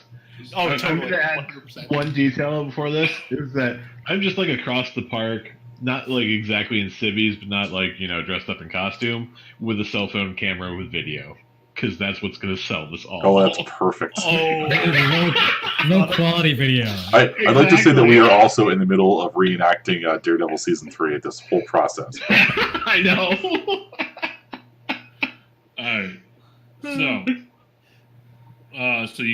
So here's our engagement roll. You get 1 die just for showing up. Is the plan particularly bold or daring? Yes. Come on. I really need to add ridiculous, or Yeah. like there needs to be a third word there. Ridiculous or super villainish. Like over the top. Over Yeah, the top. yeah. Yeah. Something in that vein. Like, is this comic booky enough for you? Is the question. Yeah. Is the detail okay? So first of all, what is our? Are we just smashing these people, going straight in? This sounds a automatically? lot like smashing. This is a smash and grab. 100%. Alright. So for that, I need the detailed point of attack. We'll walk back a little bit here. Need the Well, detailed I mean- point of attack. From above. Well, are you hitting the cops? Matt, of that's trees not or the cave? I'm sorry, what was that? Are you hitting like the cops of trees or the cave? The You cooks of are the trees. demolisher. You can theoretically just go through. Well, actually, Oh my if he God. teleports, no, if he teleports him into the cave and drops on them from there, oh man, they'll wig the fuck out. And of course, only Batarang can do that. Okay. I love the fact that we're attacking this dude's rep, and we're gonna end up cementing it as him being a total fucking crazy, fearful dude. Oh yeah, totally. But the thing is, then everybody else will be focused on him, and he won't have time to deal with us. Alright, so you're teleporting me into the cave. Mm-hmm. Telefrag. Don't live up to your namesake. Okay, so that's a smash. We're going into the cave first. Got it. Alright, so boulder daring, 1d for just showing up, that's 2. Choose plan takes advantage of a weak point or comes to the target in a way they're unprepared for. I feel like coming through the back of the cave is probably a die. I'm fine with that. They don't really have any particular defenses against. These are just gangbangers. So, Oh yeah. unless you roll horribly, and then not. We'll find out. We gotta come through the ceiling more often. Yeah, you don't really have friends or contacts that are affecting this one way or the other. And the only way the enemies or heroes are going to stop you is if Batarang is also here for some reason. We're going to leave that one aside. Nah, because we're coming at him so sideways. He's too busy stalking our families and places of business, etc. Yeah, so I think that's just a 3. That's a 3-die roll, right? You don't have to spend. Yeah, so somebody give me a fortune roll for 3 dice, and we'll see how your 6, Yes! 1, 6. Yes! That's critical, baby. Okay, we're not even. And there's got to be like a special bullshit. Like if you roll 6, 1, 6. Like, Oh shit! You're absolutely right. That has to happen. Or you hit a 52. Come on. right. Like that's a 1 in a 216 roll. Alright, so 616. Okay, so describe. Okay, let's start with the intrusion team. Describe what happened to me, because you can basically carte blanche at this point. Like what happened? Adam, how do you teleport me in, and then I'll take it from there. I don't know if it's anything super flashy. I just get you at the I teleport you into the basically the ceiling of the cave. Nah. We go super flashy. What we do is this. We're like, all right, I got this idea. Telefrag. You teleport us over here, and I'll say something scary. And I'll teleport us over there, and I'll say something scary. And then you teleport us up the ceiling, and then I'll fall down from the ceiling, and I'll kick a dude in the face. That's even scarier. Clearly, this is your wheelhouse. Yeah. So yeah, I can do that. Bounce you around. Okay. Yeah, and they start doing like the Arkham Asylum, like trying to find you in the dark move, right? And they just can't find you. Yeah, and then so you end the teleportation at the top, like up in the cave. The ceiling. We're assuming it's a cavernous hall of some sort here. Yeah. And then you fall. Damien. Yes. What happens as you fall? Damien quotes like a Bible verse or some shit. Like totally out of place. Read the Bible, Ezekiel 25. Right. But it's like something out of Romans, like I don't know. I don't have a good Bible verse, but yeah, but it's like no, fuck the Bible, right? But it's got to be something like are you gonna quote Aleister Crowley or something? Ooh, that's a good one. It's like Nietzsche or something, right? Oh shit! It's literally the opposite of the Bible. Nietzsche quotes, yeah, that's awesome. I love it. Yeah. So it's the monsters quote, right? Like, he who fights with monsters must take care to lest the literally become a monster or some shit. I don't know. I didn't read Nietzsche. And then teleport to the place. Into the abyss, for the abyss will gaze back at you. Right. No, because the quote is now the abyss is gazing, motherfucker. Right. Blessed are the forgetful, and I punch a guy in the face. Yeah, and you just clean house. If Telefrag wants in on that action, that can happen as well. Outside team, Lonnie, you are making use of these batarangs? I'm waiting for somebody to come, like, screaming out of there before. I mean, there's probably like lookouts that you can be peeking out. Well, yeah, there were dudes Why? in the like tops of trees too, right? So Yeah. Well, if yeah, you no, wanna, but I'm like waiting for our quote unquote batarang to show up, because otherwise it looks weird. Well, I think like someone flies out of the cave, like bodily. Yeah. And that would be where I say you just go. Yeah. Basically, as soon as he comes flying out and they look that way, that's when I hurl the bananangs. Okay. All right. So in a matter of seconds, you have reduced all of these people to and luckily on the camera you can't smell like the brimstone or whatever this from the various shenaniganry. But and Lonnie takes out a couple guys with batarangs non-lethally. They don't die, right? But takes out a couple of guys with the ones on the outside of the batarangs. Like one that's like running from the cave, catches him like There's like a bull of one. Mm-hmm. Exactly. And yeah, you get it all on film. You make away with a decent amount of grace, which I think we've talked about being a Gawain. Gawain, yeah. This is the one that gives you like the one that lets you embody some sort of nature spirit or something for a few minutes or for an hour. Yep. Right?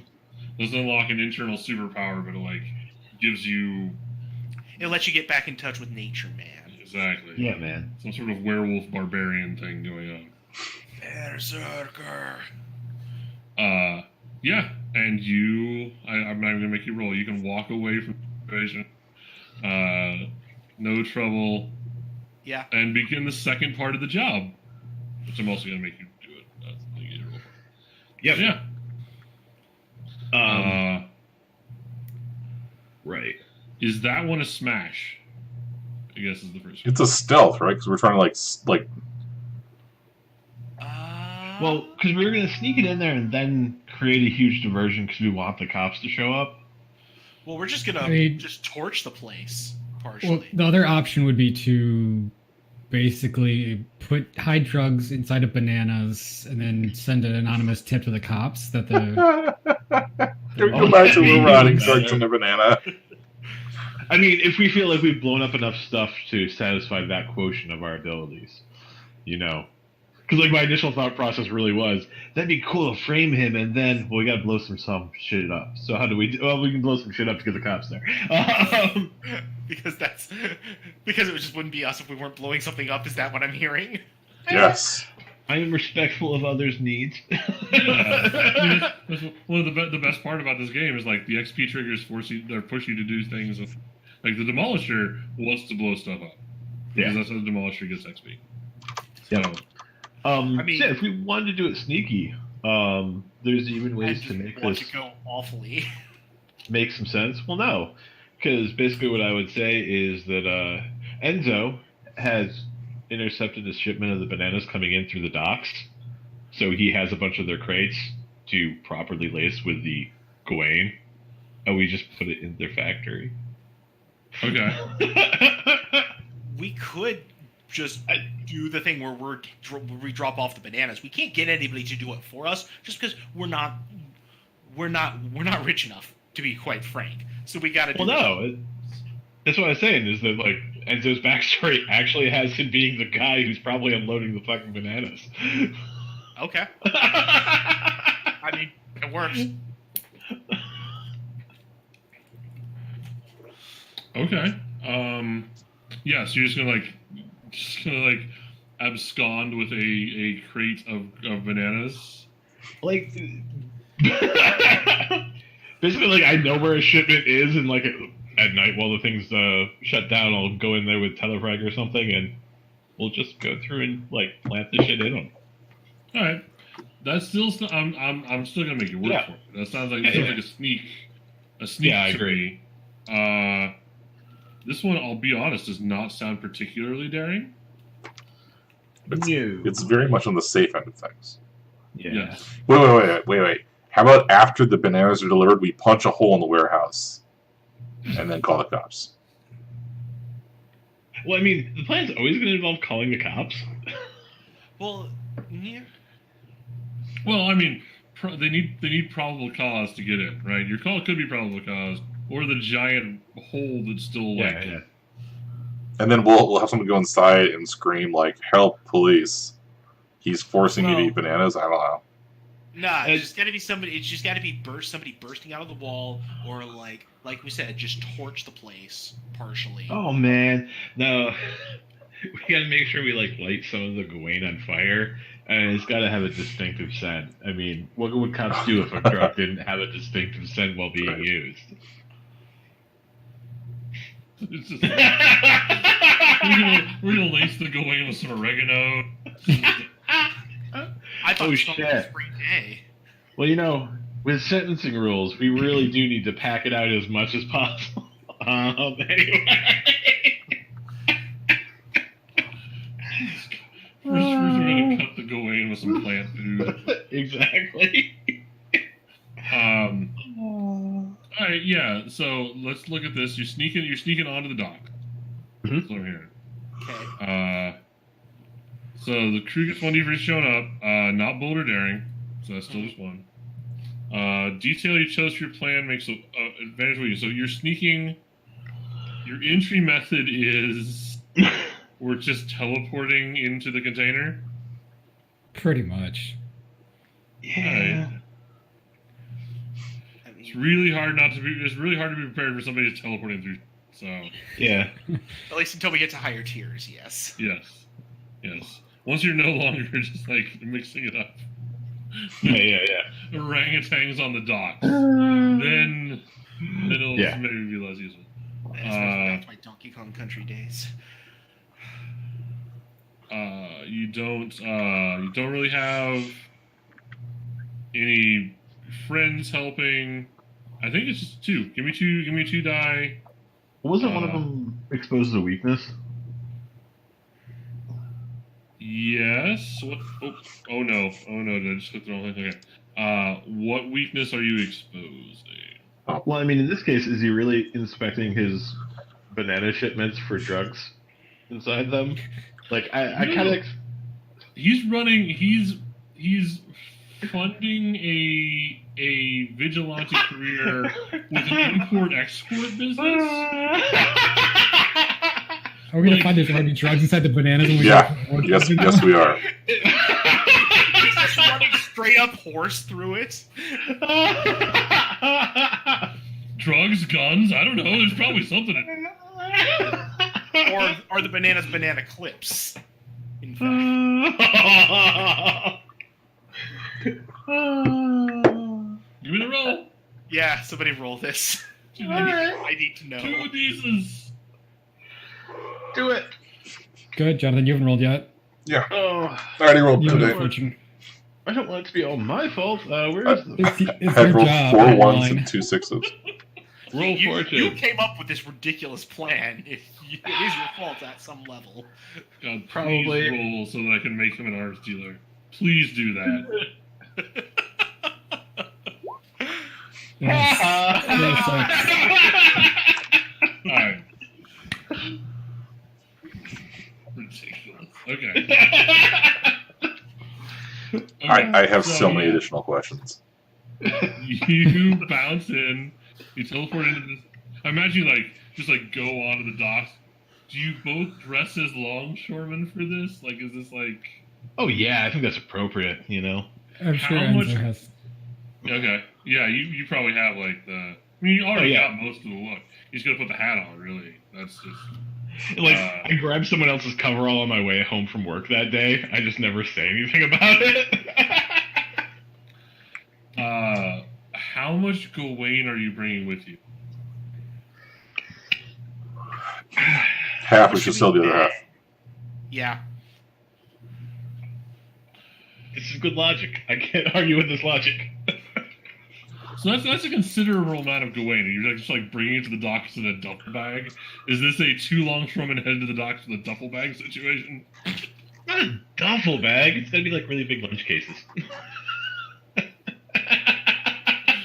It's like the suitcase is like each of you has like, yeah, man, I get hungry at night. This is Yeah, man. This is tough work. Physical job. Alright, yeah, you bounce, you come, these 2 enormous lunch pails. Enzo's actually been bringing a giant lunch pail to work forever, just to set this up, like we're doing the ground. yeah. To think every week he has a slightly larger lunch pail. Until eventually he's just wheeling a cooler in. Yeah. So he can But eventually what- transport bodies when he needs to. I just have this picture of 15 lunch pails lined up, dated. Ever increasing sizes. But yeah, from one perspective in the room, they all look the same size. So you walk past and you get the curt nod and the guy's drinking coffee. They know you here, whatever. Yeah, there's a box. This ain't the kind of guy the night guards on the docks ain't the kind of guys that check union cards on the way through. It's just, Yeah. They get paid enough to not check on them. Exactly. It is not in their 5-year plan to check cards. Yeah. So you walk over to this container and you confirm it's the right one. Yep. It's got a giant picture of a banana on the outside. And you teleport through. And you're inside. And yeah. There are no bananas. Oh, there's bananas. There's crates of bananas. So many crates of bananas.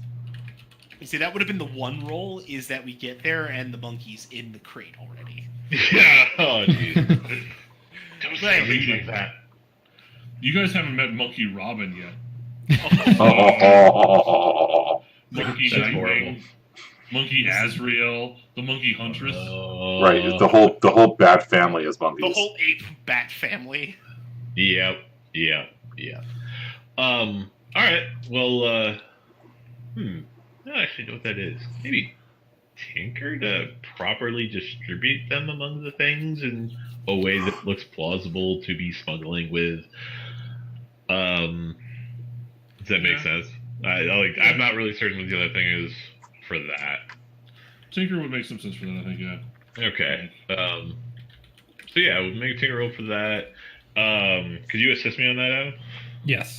Even if it is just like keeping an eye out, making sure, or whatever, or even I have tinker. I have a Pip and Tinker as well, so yeah, Okay. I'm stressed to assist. Yeah. Well, do you want to make the roll? I don't really care. No, go ahead. Wait, how I only have a much nine, stress so did we 12. get for helping out in the roll? Is it 1 or 2? It costs 1 to help out in the roll. Okay, thanks. For the group one, it costs the leader for the people who fail. Yes. Oh, sorry. So I was. Wait, no, That's a I different thing. Yeah. totally failed though, didn't I? Yeah, I rolled a 1. Yeah, but that you weren't leading it. People who aren't leading it don't actually take stress from group rolls. Yep. This is a different thing. He's actually assisting me. Thank you. I have removed my stress. Yeah, that generates stress this way, but it's cheaper than me pushing myself. It's basically the secret thing that they don't point out, but you're supposed to realize. Okay. I'm trying to remember if there's anything else here. No, really. All right. Well, because I always ask, is there a what if?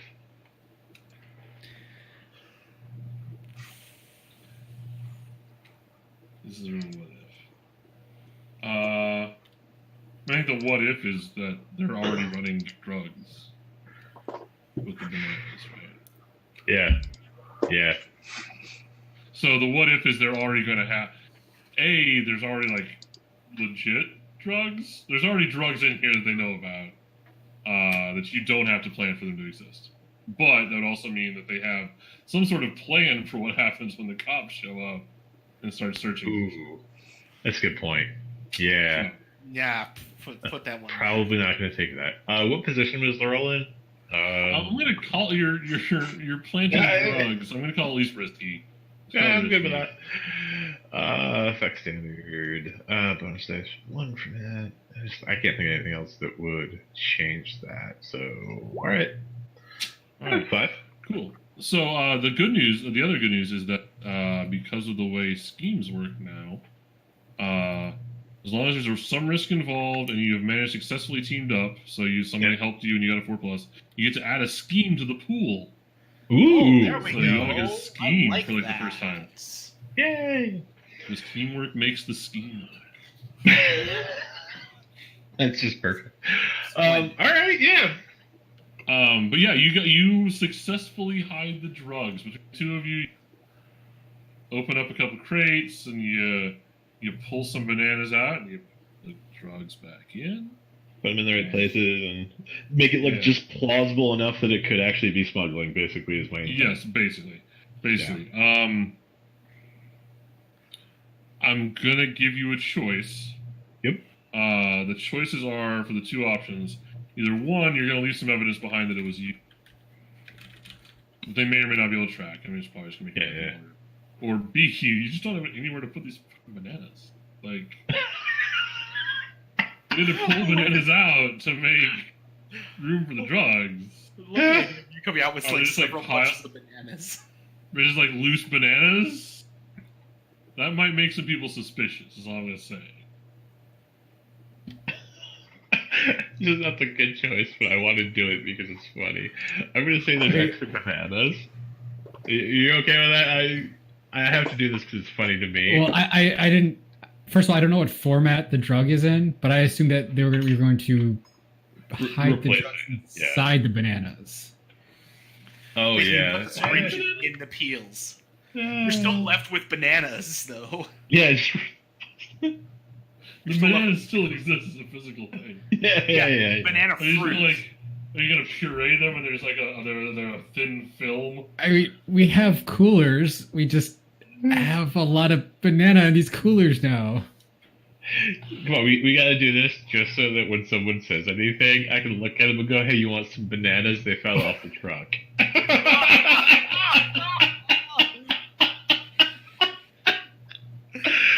Yeah, no, you're right. You have. You are legally obliged to I'm do required to. There's no other way. Because like I'm gonna say that like I actually like actively do that. Hey, you want some bananas? Yeah, they fell off the truck. They're good bananas, really sweet.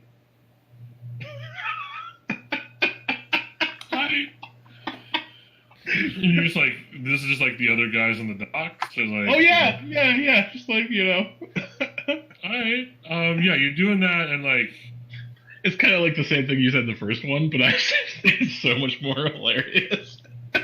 yeah, you hand them out. And the guys like, yeah, they're and like, there's like a scene after you leave, having planted the drugs, of like 3 dock workers all eating bananas, like, and then the foreman walks up. He's like, there's no sound, so you can't hear him talking. It's like, where'd you get the bananas? What? Bananas? And then like he starts doing the math in his head, and like bananas walked off a container. We're gonna make a mental note of this for later. Worth it.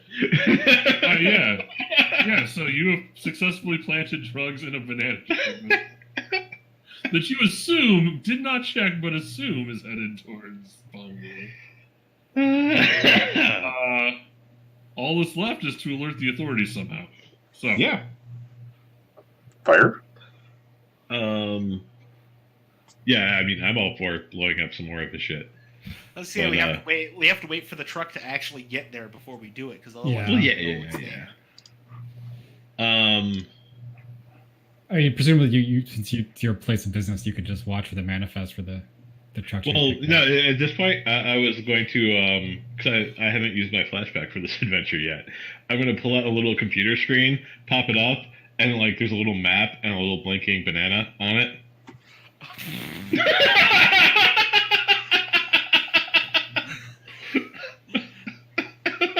and there's like there's like a square of red, right? We're waiting for the banana to get into the. Yeah. You want to get like some pizza or something while we wait? Perfect sense. yeah, I could eat. Yeah, you can like go like because I imagine so like Pongu, the Pongu import export in Steel Town is probably like near the waterfront in whatever their like the Asian imports district is, because there's got to be one of those in Asia there. Town, basically. Yeah, I mean like the actual like Chinatown stuff's in a different part of town, but like the place that stuff comes from Asia and like gets distributed here is this place. And so like I imagine there's like noodle shops and stuff down there that you can like sit just across the street from and watch the truck come in. Yeah, I ever tell you about the time I went to Japan? Oh. Yeah, it was an experience. Was it with the Jesuits? Yes, it was with the Jesuits. Thank you very much. Yes, Oh, I think I saw an old anime about this. what's an anime? Lonnie was actually the inspiration for Trigun. Look, we don't talk about the 80s. It was a tough time. Yeah, you're there, jawing each other over some food, and his sun comes up. You've been sitting in this all-night noodle shop, and the truck comes past and pulls in, and your little machine sends you like a future space Google alert. Yep. Your package has arrived. All right, so we never really did decide how we're gonna notify the pigs. I got this one. And I punch a hole in the side of the warehouse. I was gonna say, Damien's already outside. Still dressed like Dracula? Yes. Absolutely. You should. Oh, whatever. But it's broad daylight, Funnier so this way. right. It's like 8 o'clock in the morning. Wearing a cape and like the weird lapel thing And the teeth. and the teeth, the fake teeth. Yes, absolutely. You You would wear fake fake orangutan for teeth. sure. The best part is though they don't quite fit over your actual fangs. They're not There's like little caps. Yeah. Little glow in the dark caps. Yeah, and then you just give me, if what you're attempting to do is cause trouble and alert the police, give me a wreck roll to Wreck the place. What's the what if for my wreck? Oh, jeez. The what if for your wreck is the Batarang is around, like right now. Like, I don't have any stress yet. I'll take 2 stress to push myself. Oh, yeah, Well, no, Coffee Factory. I've been in Oh, there. Let me assist you instead by pointing out weak points. So I'll spend 1 stress to do that. Do both. I don't think you can do both. yeah, you can do both. Yeah, Okay. you just can't. So I'll give you a hand. If you like extra dice, you can totally do both. Yeah. Yeah. Like, I was real subtle over dinner talking about various weak points in it, just like, oh yeah, you know, they got that like big steel girder on the outside, man. That's not real subtle, but I'm gonna assume that, yeah. Alright, so Enzo wasn't real subtle about it. He was just like, you know, apropos, completely out of nowhere, being like, yeah, you know that load-bearing wall on the left side there, you know, it's got a little rust on it. But you had to keep it from being too pornographic, lest Damien get excited early. Right. Too early? I think I'm going to run to Sunder as well. Awesome. The destruction is catastrophic and irreparable. Bring it. Let's collapse the entire side of Punk. But like, I don't want to destroy We're the gonna drugs. find these bananas. Right. Like, Yes, we have no is bananas. it going to be too much if I run to Sunder? Oh, there's the episode name right there. I'm sorry. What'd you say? You're going to collapse the building, and the building is going to need to be totaled out. But I mean, you can. So the collapse- the offices are in front. You know, they're not going to have bananas in an office that goes to the back dock. Yeah, there's going to have people in offices. It's fine. I'm talking to the guy from hell.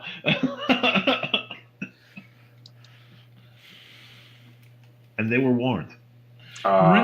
If you here's the thing with those powers, and I'm going to look at them later too. we need really get heat if I do run to Sunder, right? Well, but the idea is if you roll well, it goes well for you, and good things happen. If you roll poorly, bad things happen. Okay. Well, I'm running to Those just- Sunder. Yeah, those just increase Do the it. magnitude of good and or bad things. Hey. That was a 6. There you go. Worth it. Yeah. Describe Damien's like technique for punching down part of a building, like a sizable chunk of a warehouse. So Damien comes up to one corner.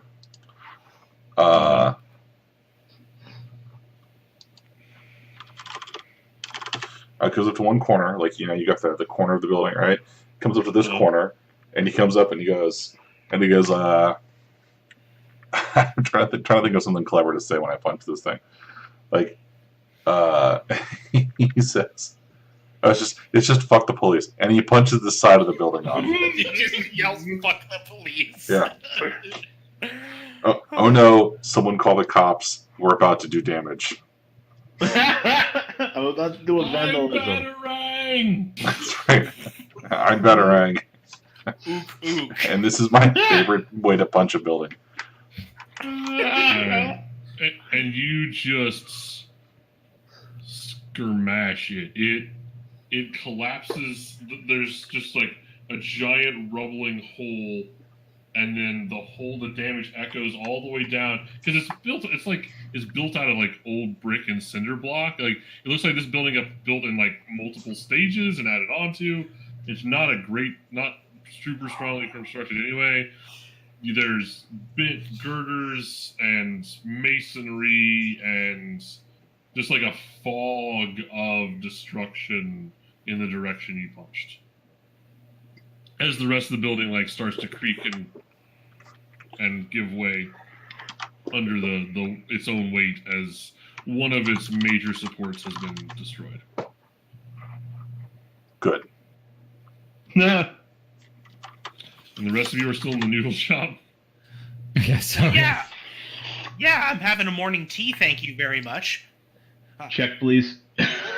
Arigato gozaimasu. Alright, yeah. And wife. Yeah. I feel like that was a successful. That was a successful job. Multi-stage, but successful. Cool.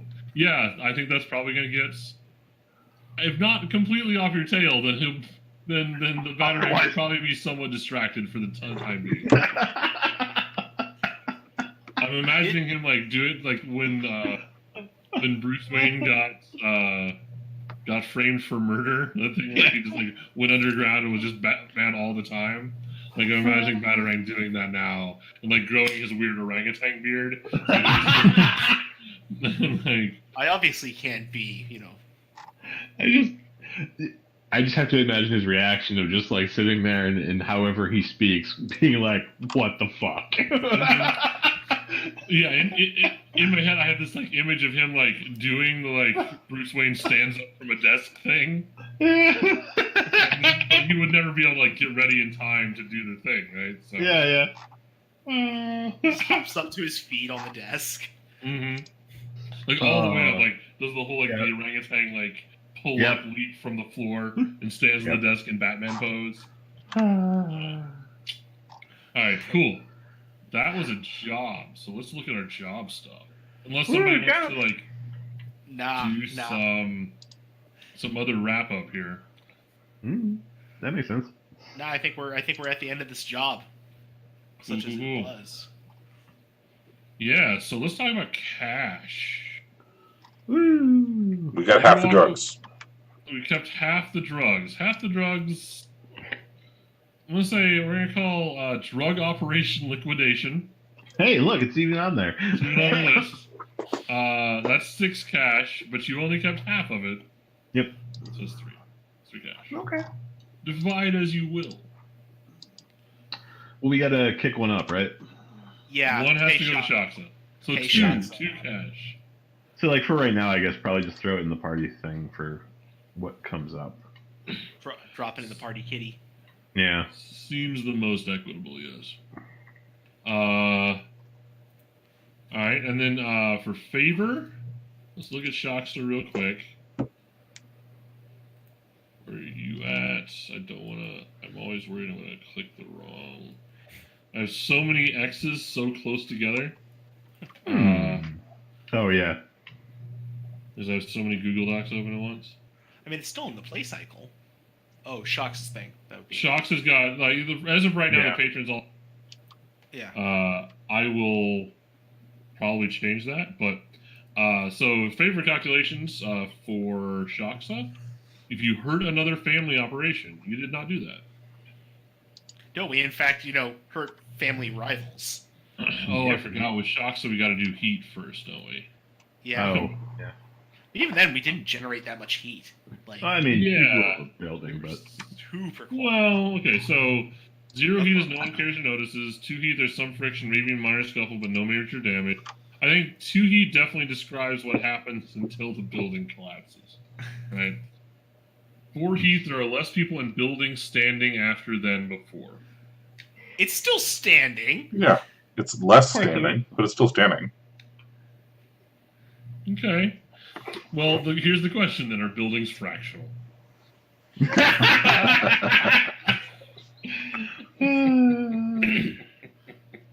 There is less buildings standing than there was before. I think in general this is a much lower heat, which I think we definitely called 4 heat. So we'll call this one 2 heat, and we'll go from there. +1 if someone or a few people died. Nobody died, so that's fine. +4 if a lot of people died. Nobody died. +1 if the cops were involved directly. +1 for each major landmark that was damaged or destroyed. +2 destroyed. +1 if anyone was out of character during the job. Or +1 if surveillance recordings occurred and survived. You involved the cops, albeit after the fact. Mm-hmm. right? I'm So pretty sure we I'm also... thinking, Well, what? Go on. Yeah, what were you gonna say? I was gonna say, yeah, we did. I don't think we left any trace that it was us, though. No, and I don't think like there wasn't surveillance Mhm. in the park and with the probably shady import business and on the docks, like places there aren't going to be there for reasons are not video cameras. Yeah. So I think I'm gonna call that 3 total heat. Cool. Somebody want to mark that down? Yeah, I've got it. Okay. That is enough to tick us up a wanted level, guys. Yes. Whee! That means that the Batarang will not be your nemesis for much longer then. They will be coming in bigger and badder tiers. So back to Shaksa. We gained more than 5 heat. We did not, so that's fine. You bring a new racket or member into the family? No. You pay up after the job, gain favor equal to half the cash. So that's 1 favor for Shaksa from that. Let's look at 0 favor for wasn't a great night. +2 favor. You mostly did okay by the boss and accomplished something to boot. 4 favor if you pulled a job with the boss's need in mind and succeeded. 6 favor if you took down a rival or patron or opened a path to your boss to take their stuff. Does somebody want to make me a case that you were 2 or 4 on that list? Well, alright, so like 4, I don't know if it was like, alright, A, she's probably not pro Batarang at all, but we also made sure that the job hurt a rival and kind of stirred up some stuff away from her. Okay. That seems like Shax's bag. Okay. 2 feels solid to me. 4 feels like a little bit of a reach, but Yeah, I could easily make the case for 2, but not for 4, probably. yeah. All right. I'll buy 2. Okay. I'll buy 2 more. So, and then I need what's our heat now? We are at wanted 1, heat 0. Heat 0. Because we literally just tapped it, so that clears it out. That's exciting. Let me see. All right, so somebody give me a heat roll with 1 die. I'll do it. Why not? 1 die.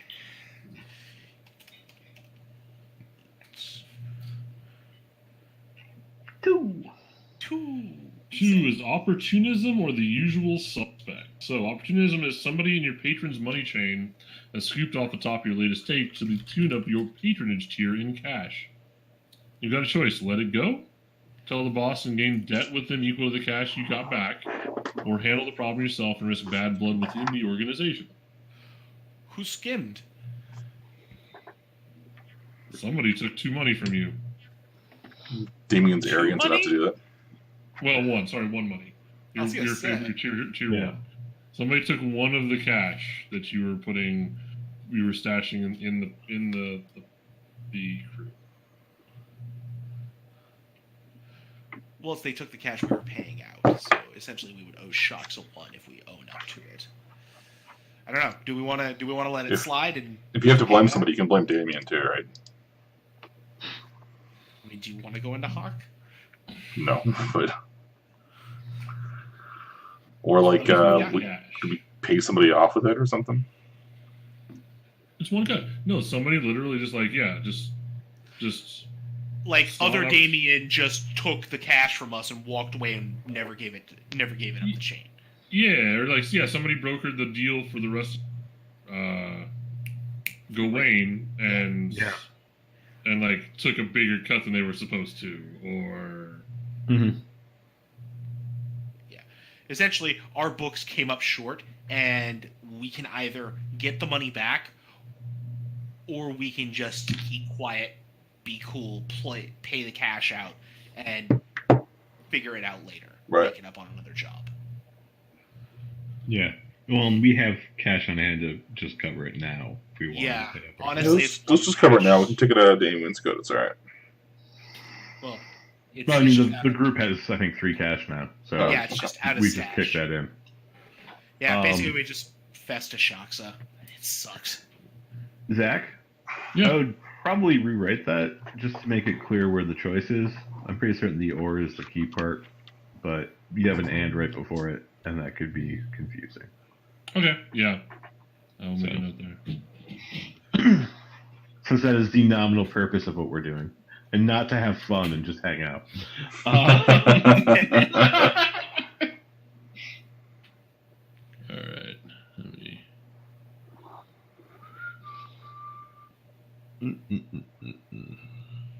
Okay. Okay. Cool. So that is that. Then we go into downtime. Do you want to do? Let's do XP first. Okay. Well, it's still like in our minds, and then we can talk about whether we want to do downtime or next time. Oh, yeah, just feel it.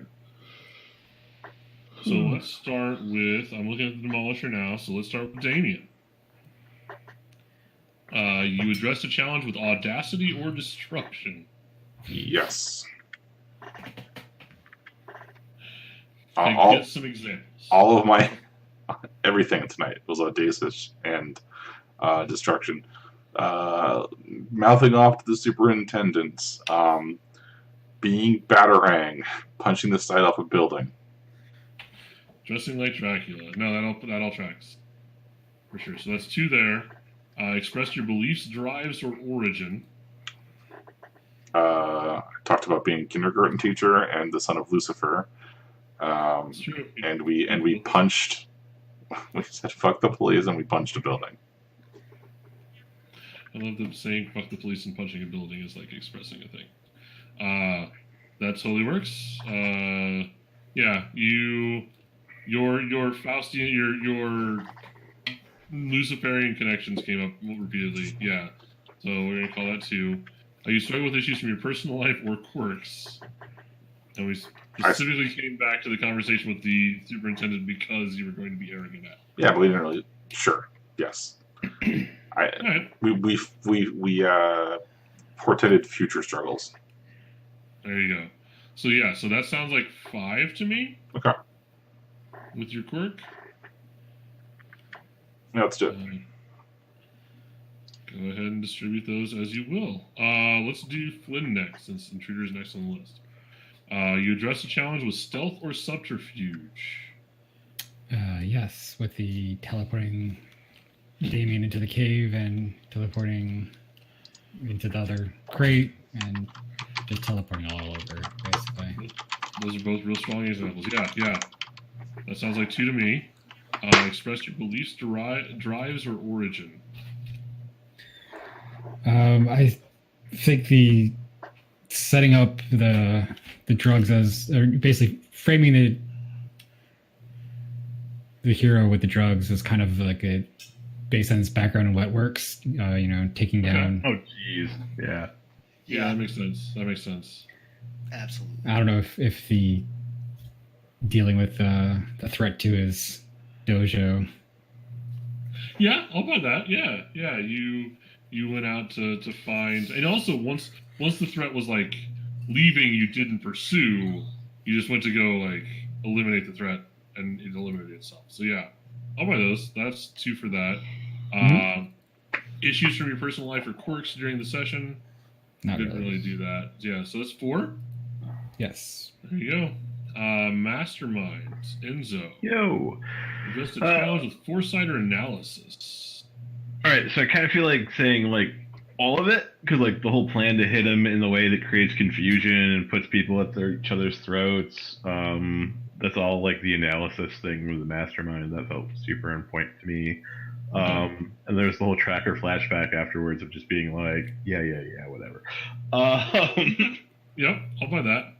That sounds like 2 XP to me. Where are we next? Is beliefs, drives, or origin. And like, I feel like the initial approach of how to handle the Batarang, of going to his place of business, wrecking it a little bit, and trying to send a message, felt very mobbish to me. Very much. and then in the end where we were kicking up to Shaxa, like to me it was important that we paid the money and handled it ourselves. Which again feels like it's part of the code. To me, is that you handle that business yourself, you know. Yeah. So. Yeah, no, that all tracks. So that's 2 more. All right. And And personal then life quirks. maybe in that I set myself up for trouble there. Okay. With the truck bananas, like. I mean, I knew what I was doing when I did it, but it just feels very obvious to me that that's going to be a problem. But there's no way I was not going to do that. So. Yeah. No, I will buy that. I'm going to make a note real quick. Truck bananas. Bananas. But yeah, that sounds good. You can go ahead and take an XP. All right. I think. Yeah, we're going to dump those all. Future trouble. Okay. Cool. Yeah. Let me figure out which one of these pages is Lonnie's. There we go. Lonnie, the nemesis. Yeah, it wasn't really a Lonnie episode, so. There was some. You addressed the challenge with tactics or violence. A little bit of tactics. Basically, there was the thing of just the whole trying to figure out how to deal with Batarang, and it's like, no, you can't do it like this. You gotta go this route. Mm-hmm. Otherwise, it ends in trouble. Uh-huh. So I think that's my one I'll claim. You also banana ranked some people. Well, I banana ranked some people, but that's just par for the course. That's nothing real special. It's not like I was taking 3 guys out at once or something like that. There's like 5 guys outside that place. Yeah, there were like 4 or 5 guys. Semantics. Oh, I didn't even bring up the video. I mean, yeah, I'll take it if you want to give it to me. I mean, it's up to you. I'll give you 2. I won't say no to XP. Like, right. So okay, so that's that one.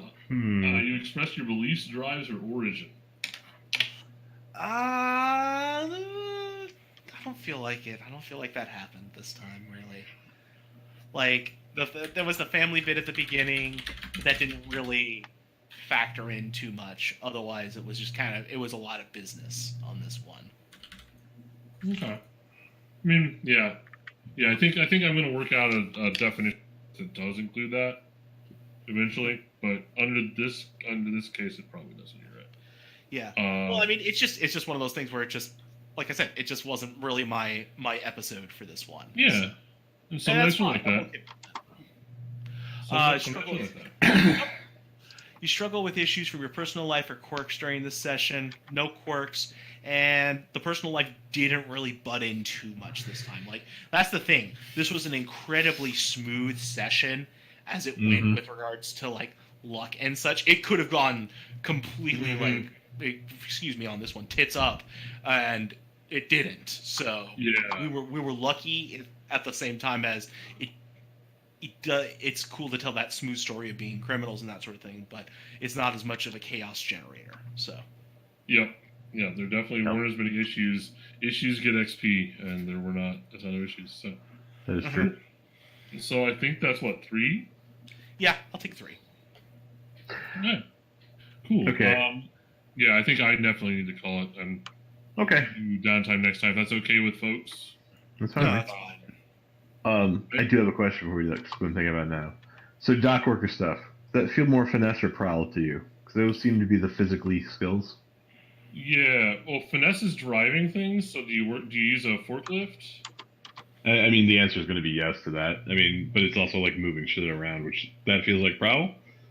I've actually been thinking about that. I might have to rework the skills a little bit because like picking stuff up and moving it around is a thing we do a lot, and our ability to do it, there aren't really like obvious skills for it as we're encountering right now. So, I mean, call it prowl for now, and we can redefine if we need to. Okay. Because, like, I can see from what's written either one, but I'm just looking for other opinions. Yeah, that's the thing. Like, you could add a heft word in, possibly, but I feel like it's not necessary. Yeah, well, part of me doesn't want to because, like, I don't want, like, super strength based on an action when nothing else is. Right? Yeah. Well, it's not that it is. It's just you're. Well, like looking over the descriptions, at least the hypertext descriptions, just the pop-ups. I can see finesse needing to be beefed out in this playset because like it's also the like pickpocket skill, but it's not going to come up anywhere near as often as it would under blades. I Yeah. disagree. We just aren't the party that uses it.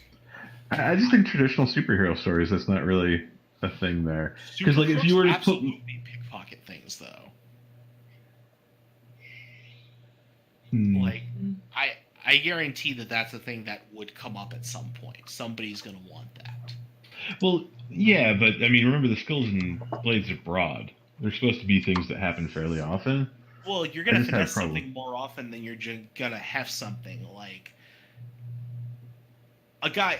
Okay, if it's something you can lift as a character, you should just be able to do it, unless you're under some sort of stress. In which case, then you can figure out what skill that applies under.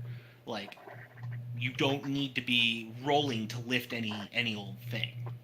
What I might also do is lean into the part of finesse that's not entirely detailed. The employ subtle misdirection or sleight of hand. Like, there are deceptive powers. Right? Yeah. Well, and even just more firmly pushing it into the agility break. I don't necessarily love that division in games, but prowess being the D&D strength and finesse being D&D dexterity. Well, I think what I need to do, what I need to look at is just like, is it interesting to make people roll for just carrying things? Yeah, and I don't think it is. So, just having a like, oh, you can carry that, or oh, you can't carry that because it's super strong, and then like, what are you doing while you're carrying it, the thing? But I need to make that a lot more clear, I think. So that's another thing I'm working on. And usually I would, if you're carrying something and trying to do things at the same time, honestly, I would probably throw those under skirmish or wreck, depending on the situation. Maybe prowl if you're trying to be sneaky about it. It's almost never going to be a finesse unless it's something like you're carrying a radioactive isotope or something complex. Like, the athletic skill in this is prowl, whether you're sneaky or not. If you're doing like gymnastics, it's prowl. Or like leaping from rooftop to rooftop is prowl. Or like climbing inside of a building is prowl. Yeah, like if you're hulking your way up a building, just punching up, that's prowl for the most part. I could see an outside chance at wreck. But it feels incidental that you're wrecking the building in the way up. Yeah, wreck in that instance, I think, does some nasty stuff to the building. I think it definitely creates more downside. But yeah, I mean, and that's why I really appreciate you folks like letting me get this to the table and look at like what the actions do, so I can see where those skills don't line up directly and what I'm not. Oh yeah. So I need to go back through. I think I really want Smash to be an action. I wanted to be an action so bad. I mean, I can definitely just see wrecked by a different name. Exactly. Yeah. Smash, maneuver, invents. Like, there are things that we can make action words make more sense of. We also talk about this later when like three of us aren't falling asleep. So that's probably a good idea. Thank you for watching, everybody at home. I appreciate you spending the time to come watch us be weird superhero people or super criminals. The current playtest documents are available on my Twitter account. Pinned tweet at Thrognar. It's spelled exactly how it sounds. THROGNAR on Twitter. I will hopefully over the next few weeks be compiling and releasing a more complete individual document so that we're not. I currently have like 1, 2, 3, 4, 5, 6, 7, 8 different Google Docs open on my browser. So rather than have that be the case, we'll probably be combining them and cleaning them up and issuing some changes and stuff. So if you were interested, go look for it there. Thanks for coming and watching. Go get some sleep. Or if it's midday, some lunch. I don't know when you're watching this. So drink some water. I'm not a cop. Oh, drink some water. Drink more water. It's water is life. All right, hit the button, Mike. Oh, God, right. Good night, everyone. Thanks. Good night. Good night.